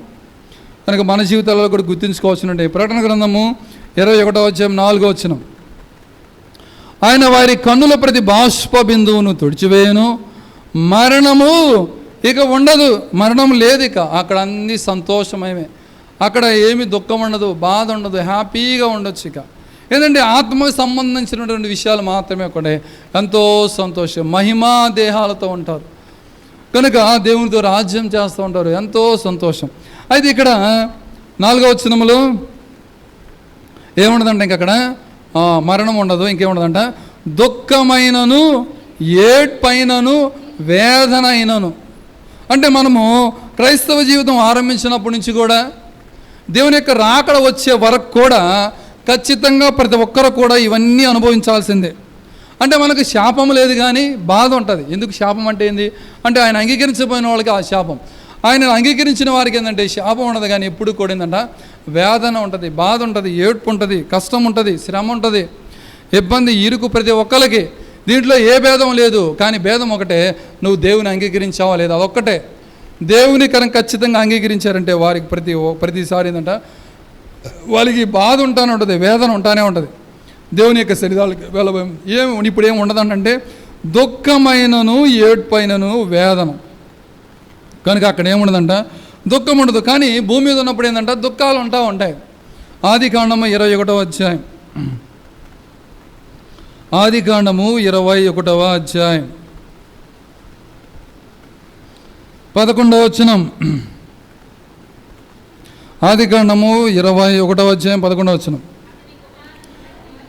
అతని కుమారుని బట్టి ఆ మాట అబ్రహామునకు మిక్కిలి దుఃఖము కలుగు చేశాను. కనుక ఇక్కడ ఈయన ఎవరంట? విశ్వాసులకు తండ్రి. ఈయన కూడా ఏం పడతా వచ్చాడంట? దుఃఖపడతా వచ్చాడు. ఈయనకి కూడా ఏమొచ్చిందంట? దుఃఖం వస్తూ వచ్చింది. ఈయన ఎంత గొప్ప వ్యక్తిగా ఉంటా ఉన్నాడు అబ్రహాము అని అంటే సామాన్యుడు కాదు. మనకన్నా కొత్త నిబంధనలు చూసుకుంటే వాళ్ళు ఏమన్నారు తెలుసా? శాస్త్రులు, పరిసయ్యులు ఏమన్నారు తెలుసా? మేము అబ్రహాము సంతానం, మేము ఎవరికి ఎప్పుడు దాసులంగా ఉండలేదే, నువ్వేంటి చెప్తున్నావు మాకు అని అన్నారు. అంటే మేము అబ్రహాం సంతానం అంటే యూదులు ఏమనుకుంటారంటే ఆ సంతానం అంటే ఎంతో ప్రయారిటీ ఇస్తారు. ఇప్పుడు కూడా ఇజ్రాయెల్ దేశంలో ఏంటంటే యూదులు అంటే వాళ్ళకి పౌరసత్వం లేకపోతే వాళ్ళ హక్కు చాలా ఎక్కువగా ఫీల్ అవుతారు. అంటే యూదులం అంటే మేము చాలా గొప్పగా ఫీల్ అవుతాడు. కనుక దేవుడు కూడా వారిని ఆశీర్వదిస్తాడు. ప్రపంచం వ్యాప్తంగా చూసుకుంటే ప్రపంచం మొత్తంలో ఇజ్రాయెల్ని మించిన దేశం లేకుండా పోయాను. ప్రపంచవ్యాప్తంగా చూసుకుంటే మొత్తం మీద చూసుకుంటే వాళ్ళ ఎంత జనాభా ఎంత అంట? 1 కోటి కంటే తక్కువ, లక్షల్లోనే అంటాడు. 90 లక్షలు చిల్లర అంట. అంత తక్కువ ఉన్నటువంటి జనాభా. మనకి ఎన్ని కోట్లు? మన దాదాపుగా చూస్తే మన దేశానికి కోట్లు 45 కోట్లు దాకా. 145 కోట్లు 145 కోట్లు. వాళ్ళ దేశం చూసుకుంటేనే 1 కోటి కూడా లేరు, కానీ వాళ్ళు ప్రపంచం మొత్తాన్ని శాసించగలరు. ప్రపంచం మొత్తం ఏమైనా కానీ తిప్పికొట్టగలటువంటి జ్ఞానం దేవుడు వారికి ఇచ్చారు. వీళ్ళు కూడా ఏమనుకున్నారంటే ఆ సంతానములో పుట్టినప్పుడు కూడా అలాంటి గొప్ప వ్యక్తిగా ఉన్నటువంటి అబ్రహాము కూడా ఏమొచ్చిందంటే అబ్రహామునకు మిక్కిలి దుఃఖం కలుగు చేస్తూ వచ్చేది. కనుక దేవుని యొక్క సన్నిధానానికి వెళ్ళకపోయిపోవడం అంటే మనం కనుక ఆయన రాకడలు రాకపోవడము, లేకపోతే ఆయన సన్నిధానంలోకి వెళ్ళకపోవడం ఏం జరుగుతూ వచ్చిందంటే దుఃఖం ఉంటానే ఉంటుంది. ఆదికాండం 24వ అధ్యాయం 67వ వచనం 67వ వచనంలో 67వ వచనం చివరి భాగం మాత్రం చదువుకుంటాం, ఫుల్ స్టాప్ తర్వాత. అప్పుడు ఇస్సాకు తన తల్లి విషయమై దుఃఖ నివారణ పొందెను. కనుక ఏంటంటే తనకు కూడా ఏంటంటే ఇప్పుడు ఏంటంటే తల్లి లేనటువంటి తను కూడా తల్లిపోయింది అనేటువంటిది దుఃఖం ఉంది. ఇప్పుడు నివారణ పొందినవాడు కనుక తనకు కూడా ఏంటంటే మంచి వ్యక్తిగా ఉంటా ఉన్నాడు. ఆయనకు కూడా ఏంటంటే దుఃఖం. ప్రతి ఒక్కరికి కూడా ఏంటంటే దేవుని యొక్క సన్నిధానానికి ముందు కూడా ఏంటంటే దుఃఖమే. వీళ్ళకు కూడా ఏమవుతుందంటే పాత నిబంధన భక్తులు కానీ కొత్త నిబంధన భక్తులు కానీ మళ్ళీ తిరిగి అందరూ కూడా సమకూర్చబడతారు. తిరిగి అందరూ ఈక్వల్గా సమకూర్చబడుతూ ఉంటారు అన్నమాట. ఆదికాండము 42వ అధ్యాయం 42వ అధ్యాయం 38వ వచనం. అయితే అతడు నా కుమారుని మీతో వెళ్ళనీయను, అతని అన్న చనిపోయెను, ఇతడు మాత్రమే మిగిలి ఉన్నాడు. మీరు పోవు మార్గమున ఇతనికి హాని సంభవించినలా నెరసిన వెంట్రుకలు గల నన్ను మృదుల లోకంలోనికి దుఃఖముతో దిగిపోవునట్లు చేయుదురని చెప్పాను. కనుక ఏంటంటే దుఃఖంతో దిగిపోయేట్లు చేసేటట్లున్నారయ్యా. ఇప్పుడు ఎవరు లేరంట, యోసేపు లేడు కనుక నా పరిస్థితి ఏంటి, ఈయన కూడా తీసుకుని వెళ్తున్నారా? ఆయన అన్న లేడు కనుక ఆయన ఎంతగానో ప్రేమించిన వాడిగా ఉంటున్నాడు కుమారుణ్ణి. కనుక లేకపోతే దానికి ఏంటంటే చాలా దుఃఖంగా ఉంటుంది. కనుక ఈ లోకంలో మనం కూడా మనకున్నటువంటి రిలేషన్స్ని బట్టి, సంబంధ బాంధవ్యాలను బట్టి దుఃఖం ఉంటుంది. ఆప్తులు పోయినప్పుడు దుఃఖం ఉంటుంది. కానీ ఏంటంటే ఒకవేళ మనం కనుక దేవుని అంగీకరించిన వారిగా ఉంటే అక్కడేందంటే నిత్యత్వంలో తిరిగి పొందుతాం. ఇక్కడ పోయినప్పటికి కూడా నిత్యత్వంలో యుగాలు వారితో పాటే ఉంటాం, వారు మనతో ఉంటే. కనుక మనం ఏంటంటే ఆ నిత్యరాజ్యం గురించినటువంటి ఆలోచన, ఆ గురి, ఆ గమ్యం కలిగే వారిగా ఉండాలి. కనుక అక్కడ ఏముండదంట, దుఃఖం ఉండదు. ఇంకోటి చూసి అక్కడ ఏముండదంట, ఏముండదు చూడండి. ప్రకటన గ్రంథం 21వ అధ్యాయం 4వ వచనంలో దుఃఖమైనను తర్వాత ఏడ్పైనను ఉండదు. ఏడ్పు ఉండదు అనమాట, ఏడ్పు. మత్తయి సువార్త 2వ అధ్యాయం మత్తయి సువార్త 2వ అధ్యాయం మత్తయి సువార్త 2వ అధ్యాయము 17వ వచనం. అందువలన రామాలో అంగలార్పు వినబడెను, ఏడ్పును మహారోధన ధ్వనియు. ఎందుకంట పై వచనంలో చూసుకుంటే ఆ జ్ఞానులు తను అపహసించరని హేరోదు గ్రహించి బహు ఆగ్రహం తెచ్చుకొని తాను జ్ఞానుల వలన వివరముగా తెలుసుకున్న కాలమును బట్టి బెత్లెహేములోను దాని సకల ప్రాంతములలోనూ 2 సంవత్సరాలు మొదలుకొని తక్కువ వయసు గల మగ పిల్లలందరినీ వధించాను. అక్కడ వధ జరుగుతూ వచ్చింది. కనుక ఇదే వధ మనం ఎక్కడ చూడగలుగుతామంటే ఎవరి దినాల్లో మనం అంటే మోషే దినాలలో కూడా ఏమని చెప్తా వచ్చారంట. కనుక ఇక్కడ ఏం జరుగుతూ వచ్చిందంటే వధ జరుగుతూ వచ్చింది. కనుక ఎప్పుడైతే ఇక్కడ వధ జరుగుతూ వచ్చిందో అక్కడ ఏమొచ్చిందంటే వాళ్ళకి ఏడ్పు వచ్చింది, మహారోదనతో నిలబడింది. ఎందుకంటే పిల్లలని ఏంటంటే 2 సంవత్సరాల మొదలుకొని తక్కువ వయసు, ఎంత బాధగా ఉంటుంది. చిన్న పిల్లలు, పసిపిల్లలు ఏమీ తెలియదు. కానీ ఎందుకంట ఇక్కడ ఏం కావాలంట, దేనికోసం చెప్పండి, రాజు. ఒకవేళ నీకై నువ్వు స్వయంగా రాజునంటే దావీదు కూడా ఏంటంట, సౌలు కూడా తను రాజు యొక్క ఏంటంట ఆ పదవి పోకుండా ఉండాలని చెప్పేసి విశ్వ ప్రయత్నం చేస్తూ వచ్చాడు. ఏం పొందకుండా వచ్చాడా? దేవుని ఏర్పాటు లేకపోతే లేదు, ఇది దావీదే వచ్చాడు. ఇక్కడ కూడా ఏమంటే ఈయన శారీరక సంబంధమైన రాజు అనుకోని, అయ్యో యేసుక్రీస్తు ప్రభువు రాజు అంట, ఆయన ఏం చేయాలంట, చంపేయాలి అని అనుకున్నాడు ఈ రాజు. కానీ ఏం జరిగిందంటే అమాయకమైన పిల్లలు చనిపోయారు, కానీ ఏం చేయలేకపోతూ వచ్చారు. ఇప్పుడు ఏం జరుగుతూ వచ్చిందంటే పసి పిల్లలు 2 సంవత్సరాలు మొదలుకొని తక్కువ వయసు గల మగ పిల్లలందరినీ వధించడం జరుగుతుంది. అందువలన ఏం జరుగుతుందంటే ఏడ్పును మహారోదన కలిగిను. ఎంత బాగా ఏడుస్తూ వచ్చాయి. చిన్నపిల్లల్ని చూస్తామంటే కండ్ల ముందని చంపేస్తూ ఉంటే కనుక ఆ రీతిగా ఏం జరుగుతుందంటే ఏడ్పు. కానీ ఇప్పుడు ఏంటంటే అలాంటిది ఉండదు, ఇంకా అలాంటి ఏడ్పు ఉండదు. ఎందుకంటే ఈ సంబంధ బాంధవ్యాలు, అక్కడ ఉన్న సంబంధ బాంధవ్యాలు వేరుగా ఉంటాయి. భూలోకంలో ఉన్న సంబంధ బాంధవ్యాలు వేరు, పరలోకంలో ఉన్నటువంటి సంబంధ బాంధవ్యాలు వేరుగా ఉంటాయి. అందుకే శాస్త్రులు పరిశీలు యేసుక్రీస్తు ప్రభువాన్ని శోధిస్తూ వచ్చి అడుగుతూ వచ్చారు కదా. అంటే ఒక స్త్రీ తను ఒక వ్యక్తిని వివాహం చేసుకున్న తర్వాత, భర్త చనిపోయిన తర్వాత ఆమె ఏం చేస్తుందంట, ఆ ధర్మశాస్త్రాన్ని విడుదల పొంది ఇంకో వాళ్ళని వివాహం చేసుకుంది. అలాగే 7 చేసుకుంటూ వచ్చింది. అప్పుడు వాళ్ళు ఏమడిగారు యేసు ప్రభువుని ప్రశ్న ఏంటంట, ఆయన ఏంటంట పునరుద్ధానంలో ఎవరికంట ఈయన భార్య, ఇప్పుడు ఈమె ఎవరి భార్యగా ఉండిద్ది అని చెప్పేసి ఆయన అడిగితే ఆయన ఏం చెప్తా వచ్చాడంట, అక్కడ మీరు అనుకున్నట్లు ఉండదు, అది శరీరం కాదు, అక్కడ అన్ని ఆత్మ సంబంధమైన సంగతులు ఉంటాయి. కనుక అక్కడ ఉన్నటువంటి లోకం వేరు, అక్కడ ఉన్నటువంటిది వేరు. అంత ఈ లోకంలో ఆలోచన చేయొద్దు, ఫూలిష్గా థింక్ చేయొద్దు అన్నట్లుగా వాళ్ళతో చెప్తూ ఉంటారు. కనుక అక్కడ ఏముండదంటే ఆ ఏడ్పు అనే విషయాల గురించి అక్కడ ఉండదు, కానీ భూలోకంలో ఉండదు. మనకి ఏంటంటే తప్పుదు ఉండదు అనమాట. తర్వాత ఏముందంట, ఏడ్పును తర్వాత చదవండి, వేదన. వేదన ఆదికాండము 3వ అధ్యాయం, ఆదికాండము 3వ అధ్యాయం 16వ వచనం అందరం కలిసి చదువుకుంటాం.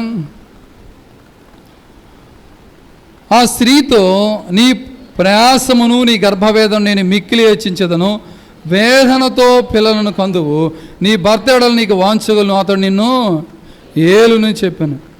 వేదనతో పిల్లలను కందువు. కనుక పిల్లలు కనాలంటే ఏంటంటే వేదన, ఖచ్చితంగా వేదన పడాల్సింది, వేదన కలుగుతూ ఉంటుంది. కాకపోతే ఏంటంటే అక్కడ మన ఏంటంటే వేదన ఉండదు, అక్కడ ఏంటంటే సంతోషమే ఉంటుంది. కనుక ఆదికాండము 42వ అధ్యాయం, యాకోబు కూడా ఏంటంటే యాకోబు యొక్క పిల్లల విషయంలో కూడా ఆదికాండం 42వ అధ్యాయంలో, ఆదికాండం 42,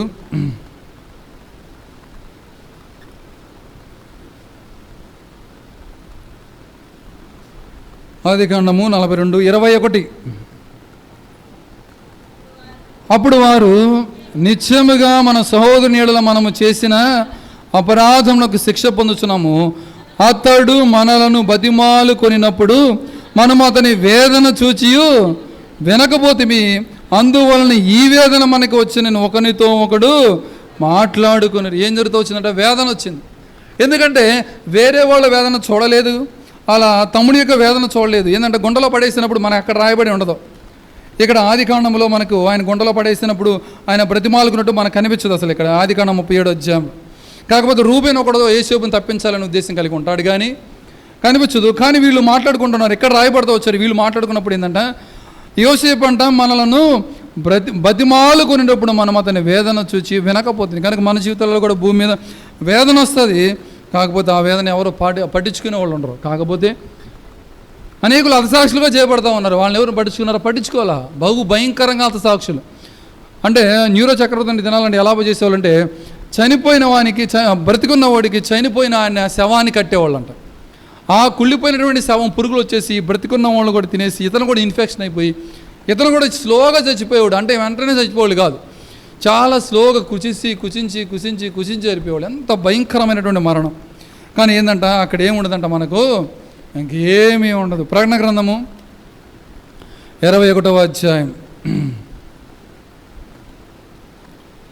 4వ వచనం అందరము కలిసి చదువుకుంటాం. ఆయన వారి కన్నుల ప్రతి బాష్ప బిందువును తుడిచివేయును, మరణము ఇక ఉండదు, దుఃఖమైనను ఏడ్పైనను వేదనైనను ఇక ఉండదు, మొదటి సంగతులు గతించిపోయిన నీ సింహాసనం నుండి వచ్చిన గొప్ప స్వరము చెప్పుట వింటిని. కనుక మన జీవితాలలో కూడా ఏమి చూస్తూ ఉన్నాం, ఏ సంగతుల గురించి ఆలోచన చేస్తూ ఉన్నాం.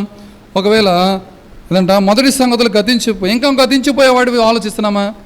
అలాగైతే మన యొక్క విశ్వాస జీవితము ఉపయోగం కాదు, నిరుపయోగం. కనుక మన జీవితాల్లో గుర్తించుకోవాల్సిన ఏంటంటే ఏం గుర్తించుకోవాలంటే ఇవన్నీ కూడా ఏంటంటే మొదటి సంగతులు గతించిపోయి. కనుక మన జీవితాలలో కూడా అది గతించిపోయే వాటి కాకుండా నిత్యము నిలిచే వైపు మన దృష్టికి వచ్చి ఆ రీతిగా మనం పరీక్ష చేసుకుని ఆ రీతిగా యోగ్యమైన రీతిలో వాళ్ళలో పాలు పొందడానికి దేవుడు మనకు సహాయం చేయని కాక ప్రార్థన చేసుకుంటాం.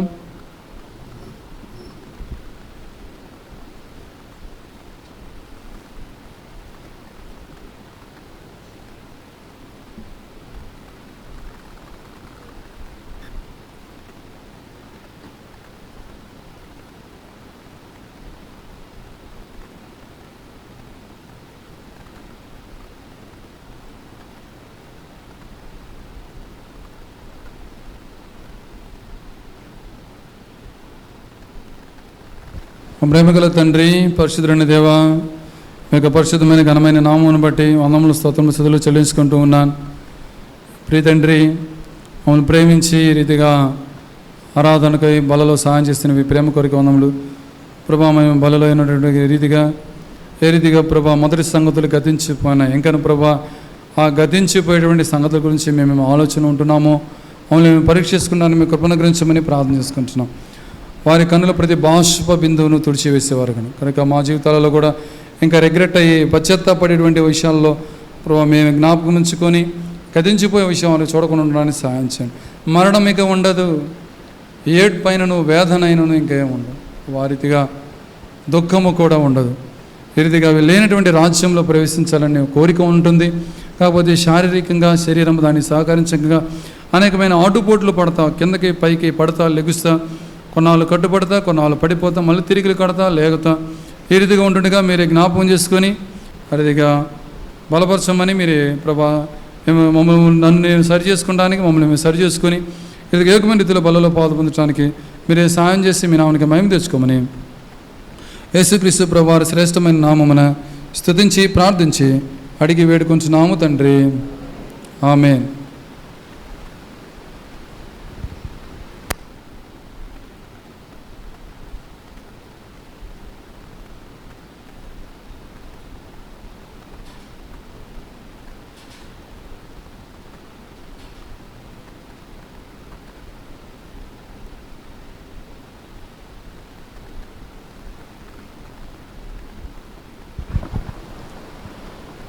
నేను మీకు అప్పగించిన దానిని ప్రభు వలన పొందితిని. ప్రభువైన యేసు తాను అప్పగింపబడిన రాత్రి ఒక రొట్టెను ఎత్తుకొని కృతజ్ఞతాస్తుతులు చెల్లించి దాన్ని విరిచి,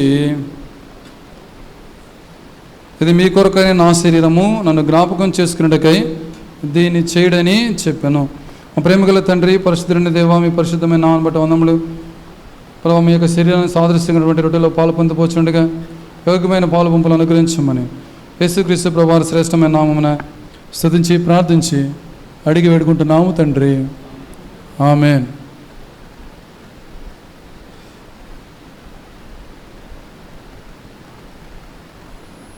బలందించడానికి తిమోతన్న, జాషు అన్న, కొర్నేలు అన్నారండి.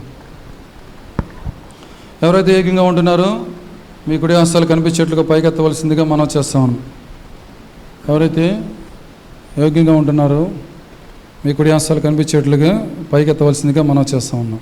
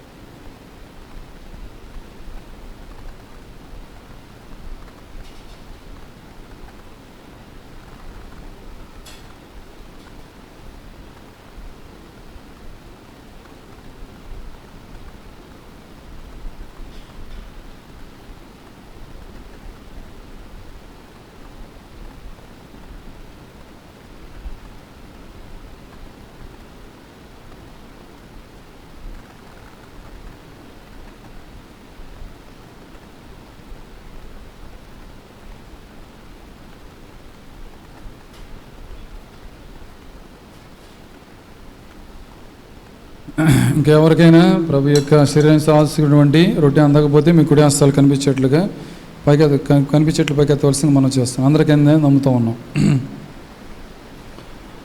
అంతటా భోజనం ఆయన వెంబట ఆయన ఒక పాత్రను ఎత్తుకొని కృతకృతాస్తులు చెల్లించి ఈ నా రక్తం మన కృత నిబంధన మీరు దీనిలో త్రాగినప్పుడల్లా నన్ను జ్ఞాపకం చేస్తుండకై దీన్ని చేయడని చెప్పాను. మా ప్రేమగల తండ్రి, పరిశుద్ధుడైన దేవ, మీ యొక్క శరీరానికి సాధించుకునే రొట్టెలో పాల్పొందడానికి చూపిస్తున్న గొప్ప కొరకు వందనములు.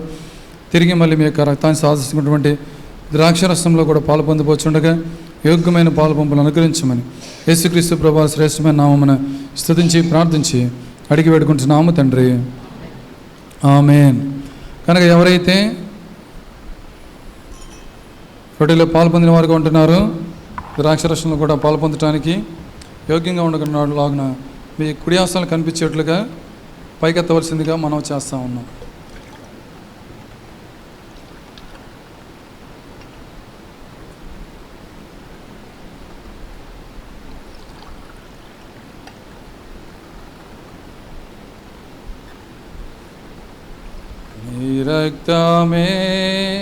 నీ రక్తమే నన్ను శుద్ధీకరించును, నీ రక్తమే నా బలము, నీ రక్తధారలే ఇలా పాపికాశ్రయ మేచును, నీ రక్తధారలే ఇలా పాపికాశ్రయ మేచును. పరిశుద్ధ తండ్రి పాపిని కడిగి పవిత్ర పరచును, పరిశుద్ధ తండ్రి పాపిని కడిగి పవిత్ర పరచును. నీ రక్తమే నన్ను శుద్ధీకరించును, నీ రక్తమే నా బలము. నాశించు వారికి నీ సిలువా వెర్రితనముగా ఉన్నది, నాశించు వారికి నీ సిలువా వెర్రితనముగా ఉన్నది. రక్షింపబడుచున్న పాపికి దేవుని శక్తి యున్నది, రక్షింపబడుచున్న పాపికి దేవుని శక్తి యున్నది. నీ రక్తమే నన్ను శుద్ధీకరించును, నీ రక్తమే నా బలం.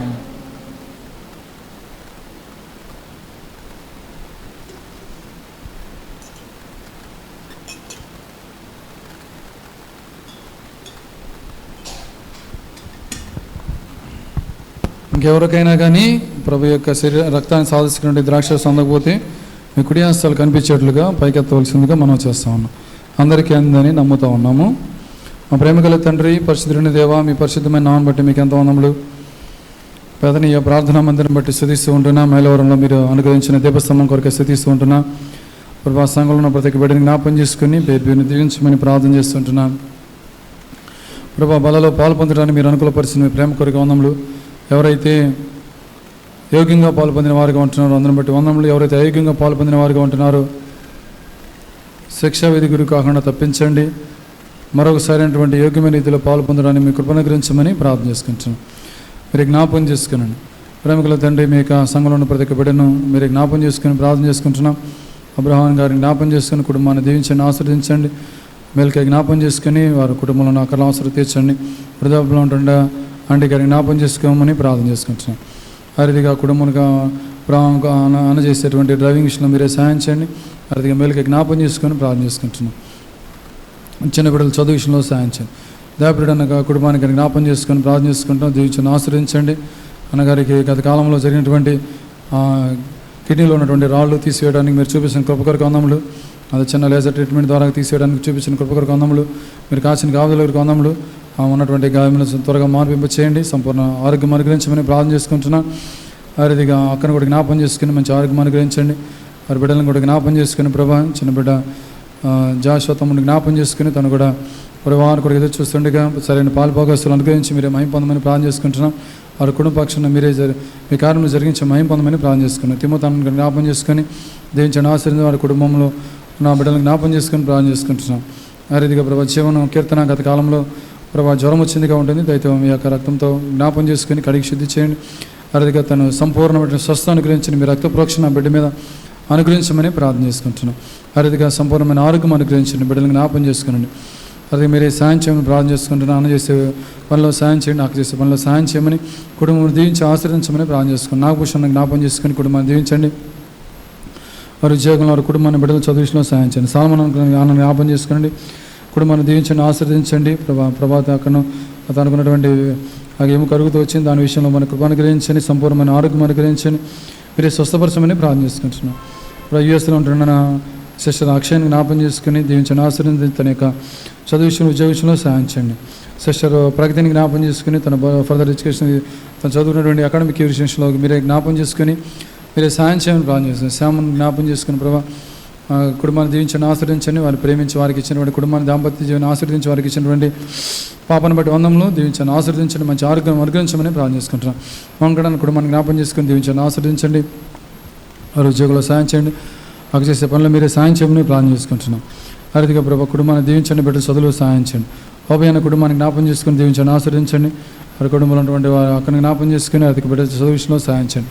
మోషన్న కుటుంబాన్ని జ్ఞాపం చేసుకుని దీవించండి, ఆస్వాదించండి. అతిగా ప్రభా దుర్గారావు భవిష్యత్తు వివాహం వరకు సిద్ధపరచండి. అతిగా జాషువాని జ్ఞాపం చేసుకుని తను కూడా తను చేసే చేతి పనులు సాయం చేయండి. అతిగా ప్రభా మరి జ్ఞాపం చేసుకొని ఆ కుటుంబంలో దీవించండి, ఆశీర్వదించండి. మీరు మంచి ఆరోగ్యం అనుగ్రహించమని ప్రార్థన చేసుకుంటాం. ఇదే కుటుంబం మీ యొక్క ఆశీర్వాదాలు దేవునితో నింపమని ప్రార్థన చేసుకుంటున్నాం. వారు చేసే వ్యాపారంలో కూడా మీరే సాయం చేయండి.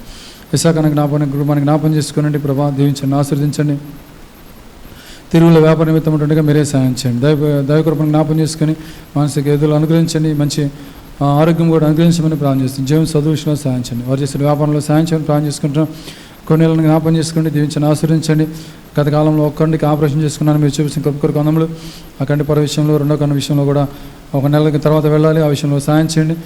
జరిగినటువంటి ఆపరేషన్ విషయంలో సంపూర్ణ స్వస్థ అనుగ్రహించండి. ఆ రీతిగా చక్కగా పత్యాలు ఫాలో అయ్యి చక్కగా నీటిగా జాగ్రత్తగా ఉండడానికి కృప అనుగ్రహించండి. ఆ రీతిగా మంచి ఆరోగ్యం అనుగ్రహించండి. పద్మక్క వెన్నెముక విషయంలో కూడా సాయం చేయండి, కృప అనుగ్రహించండి, స్వస్థపరచండి. ఆ రీతిగా మేలుగా జ్ఞాపం చేసుకునండి. కిరణ్ మానసిక ఎదులు అనుగ్రహించమని ప్రార్థన చేసుకుంటాం. జయశ్వాన్ కుటుంబానికి జ్ఞాపం చేసుకునండి, దీవించండి, ఆశ్రయించండి. ఆ రీతిగా వారు చేసేటువంటి వ్యాపారంలో సాయం చేయండి, బిడ్డల యొక్క చదువు విషయంలో సాయం చేయండి, భవిష్యత్తు కొరకు బిడ్డలను సాయం సిద్ధపరచండి. మీరు జ్ఞాపం చేసుకుని ప్రార్థన చేసుకుని విల్సన్న కుటుంబాన్ని జ్ఞాపం చేసుకుని దీవించండి, ఆశ్రయించండి. ఆ రీతిగా కుటుంబంలో ఉన్నటువంటి బిడ్డను జ్ఞాపం చేసుకుని బ్రైటీని చదువు విషయంలో సాయం చేయండి, భవిష్యత్తు కొరకు సిద్ధపరచండి. ఆ రీతిగా అక్కను కూడా జ్ఞాపం చేసుకుని నవీన్ కుమార్ అక్కను వారు చేసేటువంటి ప్రభా యొక్క టీచింగ్ ఫీల్డ్లో అక్కడ స్కూల్ విషయంలో సాయం చేయండి. ఆ రీతిగా ప్రభావ వారికి వృద్ధి అనుగ్రహించండి, వారు చేసే సేవా పరిచర్యను కూడా దీవించండి. వెంకటేశ్వరాన్ని జ్ఞాపం చేసుకుని దీవించండి, ఆశ్రయించమని ప్రార్థన చేసుకుని కుటుంబాన్ని జ్ఞాపం చేసుకుని ఆశ్రయాన్న గారి కుటుంబాన్ని జ్ఞాపం చేసుకొని ఆశ్రయించమని ప్రార్థన చేసుకుంటున్నాం. సాంబశివరావు గారి కుటుంబాన్ని జ్ఞాపం చేసుకుని ప్రభావ రీతిగా నారాయణ జ్ఞాపం చేసుకుని దీవించండి, ఆశ్రయించండి. బిడ్డలను చదువులో సాయం చేయండి. అన్న విజయవాడకి రాకపోకలో సాయం చేయండి, ఆ ఉద్యోగవంతుల్లో కృపను గ్రహించండి. తిరుపతి గారు జ్ఞాపం చేసుకుని కుటుంబాన్ని దీవించి ఆశ్రయించమని ప్రార్థన చేసుకుంటాం. వీళ్ళకి జ్ఞాపం చేసుకుని యేసుపాద గారు కుటుంబాన్ని జ్ఞాపం చేసుకుని దీవించండి, ఆశ్రయించండి. అంకుల్ గారు అటు ఇటు ప్రభావ విదేశాల ప్రయాణాలు ఉంటుండగా మీరే ప్రభావ మీ కావతల భద్రత అనుగ్రహించి కుటుంబాన్ని దీవించి ఆశ్రయించమని ప్రార్థన చేసుకున్నాం. సీనాన్ని కుటుంబాన్ని జ్ఞాపం చేసుకుని వాళ్ళ అమ్మ నాన్న రక్షణ రావడానికి కృపను గ్రహించండి. ఆ కుటుంబంలో ఉన్న నకల అవసరం తీర్చండి, వివాహ విషయంలో బిడ్డలకు సాయం చేయండి. ప్రభావ మేము నమ్ముకున్న వారిని మాత్రం విడిచిపెట్టడం చెప్తున్నాను. ఆ రీతిగా మీరు జ్ఞాపం చేస్తున్న కుటుంబ పక్షాన మీ కార్యం జరిగించమని ప్రార్థన చేసుకుంటున్నాం. రూబీ అండి వారి సీనన్న గారు జ్ఞాపం చేసుకుని అంకులు కూడా చక్కగా మందిరానికి చక్కగా రావడగలడానికి అంకులు చేసేటువంటి పనిలో మీరే సాయం చేయండి, దీవించండి, ఆశ్రదించండి. నా యొక్క లారీగా డ్రైవింగ్ ఫీల్డ్ విషయంలో మీరే సాయం చేయని ప్రార్థన చేసుకుంటాం. వారి బిడ్డ షారోన్ని జ్ఞాపం చేసుకుని తన గర్భఫలం అనుగ్రహించమని ప్రార్థన చేసుకుంటాం. ఆనంద్ గారి కుటుంబాన్ని జ్ఞాపం చేసుకుని దీవించండి, ఆశ్రదించండి. ప్రభావ రీతికి శరణకు జ్ఞాపం చేసుకుని ప్రభావ వారి కుటుంబాలకు ఆశ్రద తీర్చండి. వారు చేసేటువంటి చేతి పనుల్లో వ్యాపారాల్లో మీరే సాయం చేయమని ప్రార్థన చేసుకుంటున్నాం. వీళ్ళకి జ్ఞాపం చేసుకుని వారికి చిన్న బిడ్డలను బట్టి వందములు. ఆ బిడ్డల యొక్క చదువు విషయంలో సాయం చేయండి. 10th క్లాస్ చదువుతుండగా ప్రభా పాపని జ్ఞాపం చేసుకొని దీవించండి, ఆశీర్వదించండి. ఉన్నటువంటి కుమారులను కూడా జ్ఞాపం చేసుకొని వారి యొక్క భవిష్యత్తు కొరకు సిద్ధపరచండి. అది మేలుకి జ్ఞాపం చేసుకొని ప్రార్థన చేసుకుంటున్నాం. అది రమేష్ అన్న కుటుంబాన్ని జ్ఞాపం చేసుకొని వారి బిడ్డలను బట్టి వందలు గీత ప్రవీణ ఆశల విషయంలో మీరే కృపను గ్రహించండి. ప్రవీణ రెసిడెన్సీ విషయంలో మీరే సహాయం చేయండి. అది నాగిని అక్కడ జ్ఞాపం చేసుకొని తనకు మోకాళ్ళ నొప్పి విషయంలో సంపూర్ణ స్వస్థాన్ని గురించి మీరే మహిమ పొందమని ప్రార్థన చేసుకుంటున్నాం. ప్రిస్కిల్ ఆంటీ గారికి జ్ఞాపం చేసుకుని దీవించండి, ఆశీర్వదించండి. ప్రభా ఆంటీ గారికి ఉన్నటువంటి మోకాళ్ళ నొప్పి విషయంలో మీరే సహాయం చేయండి. మీ కృపను తోడుగురించి నడిపించి మోకాళ్ళ నొప్పి సంపూర్ణ స్వస్థాన్ని గ్రహించండి. అది ఇల్లు కట్టుకునే విషయంలో కూడా కృపను గ్రహించండి. వారికి ఇచ్చినటువంటి కుమార్తెలను బట్టి, కుమారులను బట్టి, కోడలను బట్టి అరిదిగా మనవ సంతానాన్ని దీవించి ఆశీర్వించమని ప్రార్థన చేసుకుంటున్నాం. అరిదిగా లావణ్య అక్కని గారికి జ్ఞాపం చేసుకుని వారికి ప్రేమించిన బిడ్డలను బట్టి వందములు. అరిదిగా రమ్యక్కను, అరిదిగా సాలక్ష్మి అక్కని జ్ఞాపం చేసుకుని దీవించండి, ఆశీర్వదించండి. అది రమ్యకు చేసినటువంటి టీచింగ్లు చేసినటువంటి అక్కడ స్కూల్లో చేసినటువంటి ఉద్యోగ విషయంలో మీరు సాయం చేయండి. మీకు కావదాల భద్రత అనుగ్రహించండి, మీ జ్ఞానం అనుగ్రహించండి. అరిదిగా ప్రభా అన్ని విషయంలో మీరు కృపతోడు నడిపించండి. ఇచ్చినటువంటి భర్తను బట్టి వందనములు. ప్రభా కుటుంబం ఇచ్చినటువంటి బిడ్డలను బట్టి వందనములు. బిడ్డలు కూడా మీ ఎందుకు భయభక్తులు కలిగి జ్ఞానంలో ఎదగడానికి కృపను గ్రహించండి. మీ గురించిన గ్రహింపులు ఉండడానికి కృపను గ్రహించండి. అది గారు సాలక్ష్మిని కూడా జ్ఞాపం చేసుకుని ప్రభా తను కూడా భవిష్యత్తు కొరకు సిద్ధపరచండి, వివాహం కొరకు మీరు సిద్ధపరచండి. లావణ్య ఆంటీ గారికి కూడా జ్ఞాపం చేసుకుని తనకున్నటువంటి అనారోగ్య పరిస్థితిని సంపూర్ణంగా మీరు ముట్టి స్వస్థపరిచి ఆ తలనొప్పి విషయంలో మీరు మీ స్వస్థాన్ని గురించమని ప్రార్థన చేసుకుని లక్ష్మీ ప్రభా ఆంటీ గారికి జ్ఞాపం చేసుకుని కుటుంబాన్ని దీవించండి, ఆశ్రయించండి. ఆంటీ గారికి ప్రభా ఆటి విషయంలో ఉన్నటువంటి సమస్యను సంపూర్ణంగా మీరు ముట్టి స్వస్థపరచండి. కిరణాన్ని జ్ఞాపం చేసుకుని తను చేసిన షాప్ విషయంలో, ఫ్యాన్సీ షాప్ విషయంలో మీరు జ్ఞాపం చేసుకుని కృపతోడుగా నడిపించండి. లక్ష్మీ ప్రభా ఆంటీ గారికి ఆ కుటుంబంలో ఉన్నటువంటి ఆ కొంచెం చిన్న చిన్న సమస్యలు ప్రభా ఆ యొక్క స్థలాల విషయంలో, ఆ యొక్క స్థలాల ఇల్లుల విషయంలో ఉన్నటువంటి వాటిని మీరే తీర్చి మేము మహిమ పొందమని ప్రార్థన చేసుకుంటున్నాం. చిన్నఫీ అక్కడ జ్ఞాపం చేసుకుని కుటుంబాన్ని దీవించండి, ఆశ్రయించండి. అక్కడ చేసే చేతి పనులు మీరే సాయం చేయండి. సుప్రియాన్ని జ్ఞాపం చేసుకుని, భువనేశ్వరిని జ్ఞాపం చేసుకుని బిడ్డల యొక్క భవిష్యత్తు కొరకు సిద్ధపరచండి. యవన కాలంలో ఉంటుండగా యవన కాలంలో నాకు గాడి మీరని మీరు సెలవిస్తున్నారు. ఆ రీతిగా ప్రభా వారు మీ కాడిని మోసేవారిగా, ఆ రీతిగా మీ కొరకే జీవించేవారిగా, యవన కాలంలో వారు మీ క్రీస్తు కొరకే పట్టబడే వారికి సిద్ధపరచమని ప్రార్థన చేసుకుంటున్నాం. పరిస్థితి ఆంటీ గారిని జ్ఞాపం చేసుకుని దీవించండి, ఆశ్రయించండి. అంకులు కూడా ప్రభు మందిరాన్ని రావడానికి కృపానుగ్రహించమని ప్రార్థన చేసుకుంటున్నాం. ఆ రీతిగా ఆంటీ గారికి ఉన్నటువంటి మోకాళ్ళ నొప్పుల విషయంలోనే, ఆ తలనొప్పి విషయంలో సంపూర్ణ స్వస్థానుగ్రహించమని ప్రార్థన చేసుకుంటున్నాం. స్వాతి యొక్క కుటుంబాన్ని జ్ఞాపం చేసుకుని దీవించండి. సురేషాన్ని జ్ఞాపం చేసుకుని వాళ్ళని ప్రభావ చేసేటువంటి పనులు మీరే సాయం చేయండి. వారిని ప్రేమించి వారికి ఇద్దరు బిడ్డలు బట్టి వందములు వారిని దీవించి ఆశ్రయించండి. వారి సండే స్కూల్ని మీ చదువు విషయంలో కూడా మీ కృపను అనుగ్రహించమని, వారి మంచి జ్ఞానం అనుగ్రహించండి. భవిష్యత్తు కొరకే బిడ్డలను సిద్ధపరచండి. ఫణక్కను జ్ఞాపం చేసుకుని దీవించండి, ఆశ్రయించండి. వారికి ఇచ్చినటువంటి సంతాన కుటుంబాన్ని బట్టి వందములు చేసుకుంటున్నా. అన్నను జ్ఞాపం చేసుకుని ఆ ఉద్యోగం విషయంలో మీ కృపను గురించి తోడుకొని నడిపించి తిరిగి సమకూర్చమని ప్రార్థన చేసుకుంటున్నాం. వారికి మీరే సాయం చేయండి. వారి ప్రేమించాల్సిన బిడ్డను బట్టి వందములు నవ్వాన్ని జ్ఞాపం చేసుకుని ప్రభా తను బాప్తిస్తున్న గతంలో సిద్ధపడిన వాడిగా ఉంటున్నాం. తిరిగి మనం సమకూర్చండి. అదిగా మీకు సన్నిధానంలో ఆ బిడ్డను జ్ఞాపం చేసుకుని మన రక్షణ ఆ విషయంలో అవగాహన కలిగి ప్రభా రీతిగా మీ కొరకు జీవించే భాగ్యం అనుగ్రహించమని ప్రార్థన చేసుకుంటున్నాం. శాలమని జ్ఞాపం చేసుకుని ప్రభా తను చైనాలో ఉంటుండగా మీరు జ్ఞాపం చేసుకుని ప్రభా తనకున్నటువంటి అక్కర్ల అవసరతలు, ఆ వాతావరణ అనారోగ్య పరిస్థితులు మీరు సంపూర్ణంగా చక్కదిద్దామని ప్రార్థన చేసుకున్నాం. మార్తమాండి గారిని జ్ఞాపం చేసుకుని మనకి ఇచ్చినటువంటి కొంతవరకు స్వస్థం బట్టి వందలు సంపూర్ణ స్వస్థ అనుగ్రహించండి. అరిదిగా మీరు ఎమ్మెల్యేకి జ్ఞాపం చేసుకుని వృద్ధాపులు ఉంటుండగా అంకులు కూడా జ్ఞాపం చేసుకుని దీవించి ఆశీర్వదించమని, వారి కుమార్తెలను కొడుకులను భవిష్యత్తు వారి బిడ్డలను వాళ్ళకి మనవ సంతానం కూడా దీవించమని ప్రార్థన చేసుకుంటున్నాం. సుగుణాండి గారిని జ్ఞాపం చేసుకుని స్టంట్లు వేసిన వారిగా ఉంటున్నారు. సంపూర్ణమైన స్వస్థాన్ని గురించమని ప్రార్థన చేసుకుంటాం. మేలుగా జ్ఞాపం చేసుకోండి. ప్రభా కుటుంబాన్ని దీవించిన వారికి ఇచ్చిన కుమార్తెను బట్టి, ఆ కుమార్తెకి ఇచ్చిన ముగ్గురు కుమార్తెను బట్టి అందములు ఆ కుటుంబంలో దీవించి ఆశ్రయించి మేలుగా జ్ఞాపం చేసుకుని, జాన్సీ ఆంటీ గారిని జ్ఞాపం చేసుకుని ప్రభా మంచి ఆరోగ్యం అనుగ్రహించండి. ఆ రీతిగా ధన్యాన్ని జ్ఞాపం చేసుకుని భవిష్యత్తు కొరకై, వివాహం కొరకై, చదువు విషయంలో మీరే సాయం చేయమని ప్రార్థన చేసుకుంటున్నాం. రమాదేవి ఆంటీ గారి కుటుంబాన్ని జ్ఞాపం చేసుకుని ప్రార్థన చేసుకుంటున్నాం. అదిగా అంకులకి ప్రభా తనకు ఆ కంట్రిబ్యూషన్లో మీరు తిరిగి సమకూర్చి నడిపించమని ప్రార్థన చేసుకుంటున్నాం. ఎరుగుడు బాప్తిస్మ వరకు సిద్ధపడుతుండగా ఆ సిద్ధపాటు అనుగ్రహించమని ప్రార్థన చేసుకుంటున్నాం. అదిగా మరి ఆంటీ గారిని దుర్గారావు గారిని జ్ఞాపం చేసుకుని ప్రభా ఆ దుర్గారావు గారు ప్రభా తనకు త్రాగుడికి మానసవతో వచ్చిన అడుగుంటున్నాడు. మీరు జ్ఞాపం చేసుకుని తన ప్రభా మందిరానికి రావడానికి అదిగా మార్మన్స్ రక్షణ దేవుని గురించిన అవగాహన మీరు అనుగ్రహించమని ప్రార్థన చేసుకుంటున్నాం. తిరుగు రేనా అక్కడ జ్ఞాపం చేసుకొని, లేనా అక్కడ దీవించని ఆశ్రయించండి. మెల్లిగా జ్ఞాపం చేసుకొని అన్నను కూడా జ్ఞాపం చేసుకుని వాళ్ళు చేసేటువంటి ఫారెస్ట్ డిపార్ట్మెంట్ ఉద్యోగంలో సాయం చేయండి. అది బిడ్డలు చదివించిన సాయం భవిష్యత్తు సిద్ధపరచమని ప్రార్థన చేసుకుంటున్నాం. ఈ రీతిగా ప్రభా 26వ తారీఖు నుంచి జరిగినటువంటి యవనస్తుల కొడుకు విషయంలో మీరే సాయం చేయండి. యవనస్తున్న బిడ్డలు సమకూడి రావడానికి కృపనుగ్రహించమని ప్రార్థన చేసుకుంటున్నాం. ఆ రీతిగా భవిష్యత్తులో స్వాత ఏర్పాటు విషయంలో మీరే సాయం చేయండి. వాతావరణం అనుకూలపరచమని ప్రార్థన చేసుకుంటున్నాం. ఈ రీతిగా సంఘంలో మీ యొక్క మేలుతో నింపమని ప్రార్థన చేసుకుంటున్నాం. సంఘంలో అకల అవసరం తీర్చండి. సంఖ్య ఎవరి గురించి అయితే ఈ రీతిగా చదువుకున్న బిడ్డలను జ్ఞాపం చేసుకుని, గాయత్రిని జ్ఞాపం చేసుకొని, చదువులో సాయం చేయండి. వాళ్ళకి ఇచ్చిన వాళ్ళ అన్నం మీరు జ్ఞాపం చేసుకుని, సహోదరుడు వాళ్ళని కూడా జ్ఞాపం చేసుకుని, చదువులో సాయం చేయండి. ఇంకా ప్రభా ఇక బిడ్డలను జ్ఞాపం చేసుకునండి ప్రభా. అక్కడ బీటెక్ చదువుతుండగా లక్కిరెడ్డి బాలరెడ్డి కాలేజీలో బిడ్డలు రూమ్లో ఉంటున్నారు అని మీ కాపుదల భద్రత అనుగ్రహించండి. ఆ రీతిగా వారు వచ్చినటువంటి పనిని చక్కగా సవ్యంగా నెరవేర్చుకొని పోవడానికి కృప అనుగ్రహించండి. ఆ రీతిగా ఆత్మీయంగా మేలు అనుగ్రహించండి, బలం పొందడానికి కృప అనుగ్రహించండి. మేలుగా జ్ఞాపం చేసుకొని ప్రార్థన చేసుకుంటాను. ఎవరైతే కొత్తగా వచ్చిన వారిగా ఉంటున్నారో వారిని కూడా జ్ఞాపం చేసుకొని పేరు మీద దీవించి ఆశీర్వదించి మేలుగా జ్ఞాపం చేసుకొని ఈ రీతిగా మీరే జ్ఞాపం చేసుకొని ప్రార్థన చేసుకుని మేలుగా జ్ఞాపం చేసుకుని సమస్య యొక్క ప్రమాణ స్థలం చెప్పుకుంటూ మాకు ఇచ్చినటువంటి స్వతంత్రమైనటువంటి యొక్క స్వతంత్రంగా మీకు వాక్యం ప్రకటించినటువంటి భాగ్యం అనుగ్రహిస్తూ వచ్చారు. అనేక చోట్ల ఇది లేదు. మీరు జ్ఞాపం చేసుకుని వాళ్ళు కూడా స్వాతంత్రం అనుగ్రహించమని ప్రార్థన చేసుకుంటారు. వాక్యం కొరకే ప్రభా, స్వార్థ కొరకే ప్రభా, మందిరాల కొరకే హింసపడే వాళ్ళు ఎంతోమంది లేకపోలేదు. మీరే జ్ఞాపం చేసుకొని వారికి కూడా మీరు జ్ఞాపం చేసుకొని మీ నామనికి మహిమ తెచ్చుకోమని సమస్య యొక్క ఈ రీతిగా ప్రభా ఇక్కడ పరిచర్య చేయడానికి ప్రభా యొక్క పరిస్థితుల వంతులు మేము కూడా చేస్తుండగా మీరు జ్ఞాపం చేసుకునండి. మా పరిచర్ని దీవించి ఆశ్రయించండి. భవిష్యత్తు సిద్ధపరచండి. భవిష్యత్తు సేవ పరిచయ విషయంలో మీ యొక్క పరమల అసలు అప్పచెప్పుకుంటున్నా దైవిక క్రమంలోనూ ప్రభా చేయగలడానికి మీ యొక్క జ్ఞానం మాకు అనుగ్రహించి మీరే మహిమ పొందమని, మీ అభిషేకం మాకు దయచేయమని సమస్య మీ యొక్క ప్రమల అసలు అప్పచెప్పుకుంటూ యేసుక్రీస్తు ప్రభా శ్రేష్టమైన నామమున స్తుతించి ప్రార్థించి ప్రతిమలాడి వేడుకుంటున్నాము తండ్రి. ఆమేన్.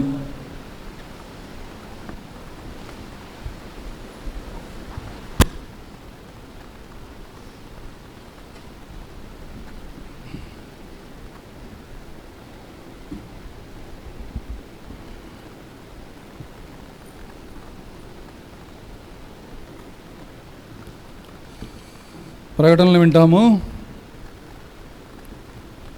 ఈ కోవిడ్కి అయిపోయిన అనంతరము వచ్చిన మీ అందరికి కూడా భోజన సహవాసం ఉంది. దయచేసి భోజనం చేయవలసిందిగా ప్రభుపేట మనం చేస్తూ ఉన్నాం. వార కార్యక్రమాలను గమనించండి. మంగళవారం రోజు సంఘ ప్రార్థన రాత్రి 7 గంటలకు ఉంటుంది. బుధవారం రోజు గొలుసు ప్రార్థన ఉదయాన్నే 4 గంటలకు ఆరంభమవుతుంది. అలానే గురువారం రోజు బైబిల్ పఠనం రాత్రి 7 గంటలకు కలిగి ఉంటాము. అలానే శనివారం రోజు సిద్ధపాటు కూడిక రాత్రి 7 గంటలకు కలిగి ఉంటాం. వచ్చే ఆదివారం వంట పరిచయం చేసేవారు శిష్యస్ ప్రభాతి గారు, చిన్నఫీపి యొక్క, అలానే రూబీ ఆంటీ గారు, మరియమ్మ గారు. వారం అంతా మందిరం శుభ్రపరిచేవారు రమాదేవి గారు, అలానే భవానీ గారు. శనివారం సాయంత్రం సరుకులు తెచ్చి అదైనా వాటర్ కూడా తీసుకొని వచ్చి ఆదివారం చెత్త పడేసే డ్యూటీ. వచ్చేవారం నాగేశ్వరరావు గారు. కనుక ఈ యొక్క పరిచయ విషయంలో ప్రార్థించి పాల్పొందవలసిందిగా ప్రభుపేట మనం చేస్తూ ఉన్నాం. ప్రభు చిత్తమైతే ఈ యొక్క వారంలోనే 26వ తారీఖు నుంచి అక్టోబర్ 2వ తారీఖు వరకు యవనస్తుల కూడికలు జరుగుతాయి ఒంగోలులోని ఇష్కోలు ప్రార్థనా మందిరంలో. కనుక మీ యొక్క యవనస్తులైన బిడ్డలను ఆ యొక్క యూత్ క్యాంపుకి పంపించవలసిందిగా మనం చేస్తూ ఉన్నాం. ఇక మీరు పంపించడం చేత అది చాలా ఎంతో ఆత్మీయంగా మేలుగా ఉంటుంది. ఇక సెలవు దినాలలో ఇంకా మన 24 నుంచి సెలవు అనుకుంటే ఆ సెలవులు కూడా కొంచెం ముందుకు దాన్ని ఏం చేస్తారంటే ప్రీపోన్ చేశారు, ఇంకొంచెం ముందుకు పెంచారన్నమాట. రేపు సోమవారం నుంచే సెలవులు ఇస్తూ వచ్చారు. కనుక బిడ్డలు ఒక 2-3 రోజులు ఉంటారు. తర్వాత అక్కడికి వెళ్ళే అవకాశం ఉంది కాబట్టి దయచేసి పంపిస్తే వాళ్ళు ఆత్మీయంగా మేలు పొందుతారు. అది జ్ఞాపకం ఉంచుకోవాల్సిందిగా ప్రభుపేట మనం చేస్తూ ఉన్నాం. ఆ రీతిగా ఇవన్నిటి గురించి ప్రార్థించి పాల్పొందవలసిందిగా మనం చేస్తూ ఉన్నాం. కనుక ఇక భోజన సమావాసం అయిన వెంటనే యవనస్తులు కూడిక ఉండదు. దయచేసి యవనస్తులు భోజనం చేసి దయచేసి ఉండవలసిందిగా ప్రభుపేట మనం చేస్తూ ఉన్నాం. మనందరం లేచి నిలబడినట్లయితే దేవునికి మన అర్పణలు మనము సమర్పించుకుంటాం. పాటలు పడతాను. తిమోతన్న జాషున్నారండి.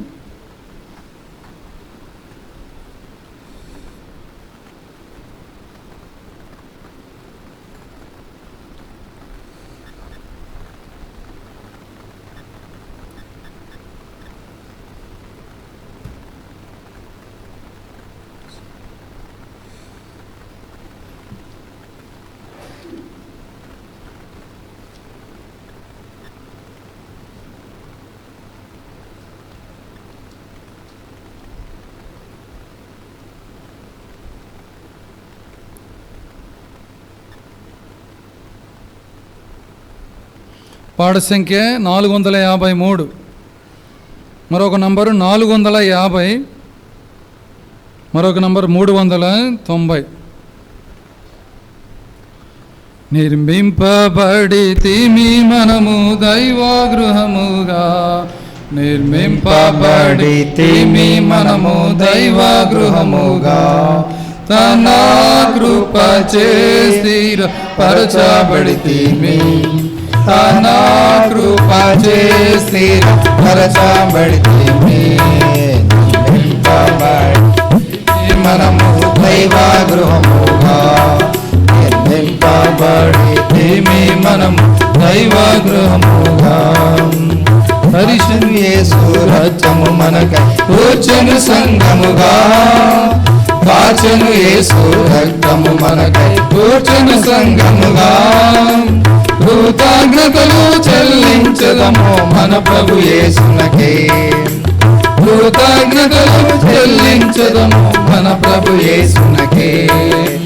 నిర్మింపబడితిమి మనము దైవగృహముగా, నిర్మింపబడితిమి మనము దైవగృహముగా, పరిశుద్ధుల సహవాసమునిచి పరలోకమునిచే, పరిశుద్ధుల సహవాసమునిచి పరలోకమునిచే, పూజనీయుని పూజించదము మనసారా మనము, పూజనీయుని పూజించదము మనసారా మనము.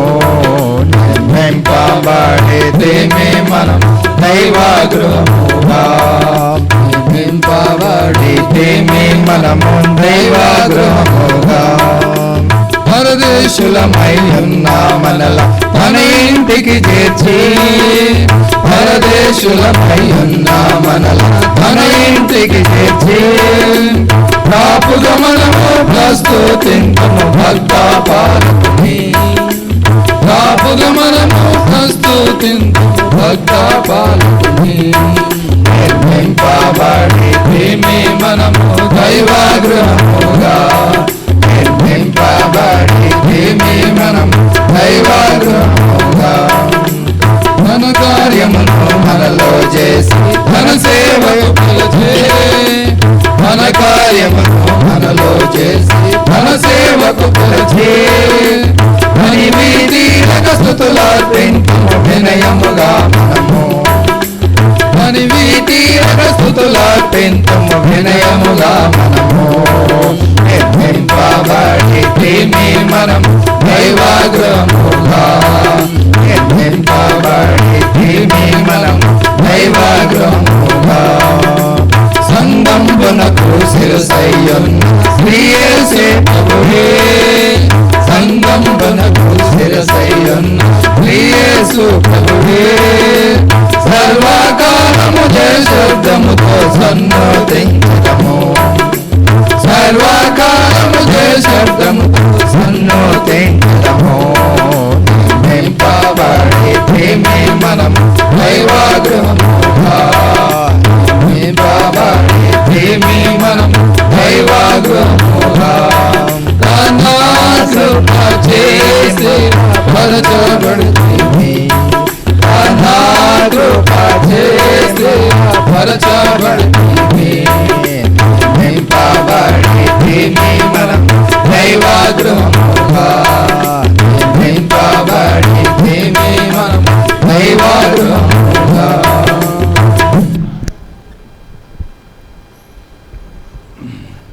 ప్రార్థన చేసుకుంటాం.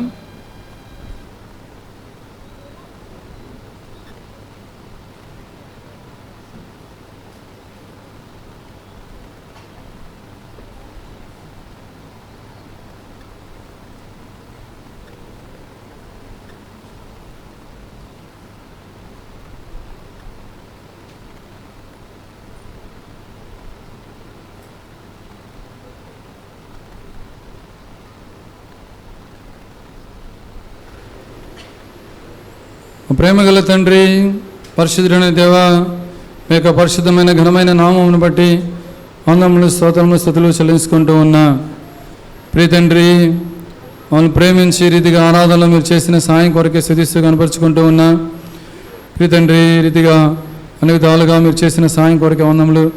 మీ ప్రియబిడ్డలు ప్రేమించి ప్రభా హృదయ అర్పణలతో పాటు వారి కలిగిన దాంట్లో నుంచి మీ భాగము తీసుకొని వచ్చిన వారిగా ఉంటున్నారు. ఆ బిడ్డలను జ్ఞాపం చేసుకునండి, దీవించండి, ఆశీర్వదించండి. ఆకాశ వాకిళ్ళు ఇప్పి పడజాల దేవుళ్ళు వారి మీద కుమ్మరింపచేయండి, వారి కుటుంబాల మీద కుమ్మరింపచేయండి, వారి ఉద్యోగాల మీద కుమ్మరింపచేయండి.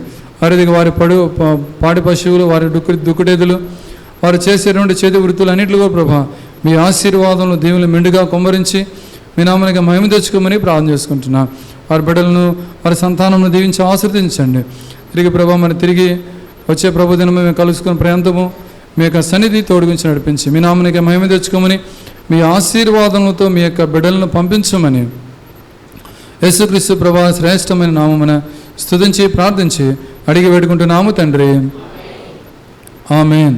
మన తండ్రి అయిన దేవుని ప్రేమయు, మన రక్షకుడు ప్రియ కుమారుడు యేసుక్రీస్తు వారి కృప, పరిశుద్ధాత్మ దేవుని అన్ని సావాసము ఇప్పుడు ఎల్లప్పుడూ సకల పరిస్థితులు మనకును సదాకాలం తోడైండి నడిపించునుగాక. ఆమేన్. అందరికీ ప్రైజ్ లార్డ్.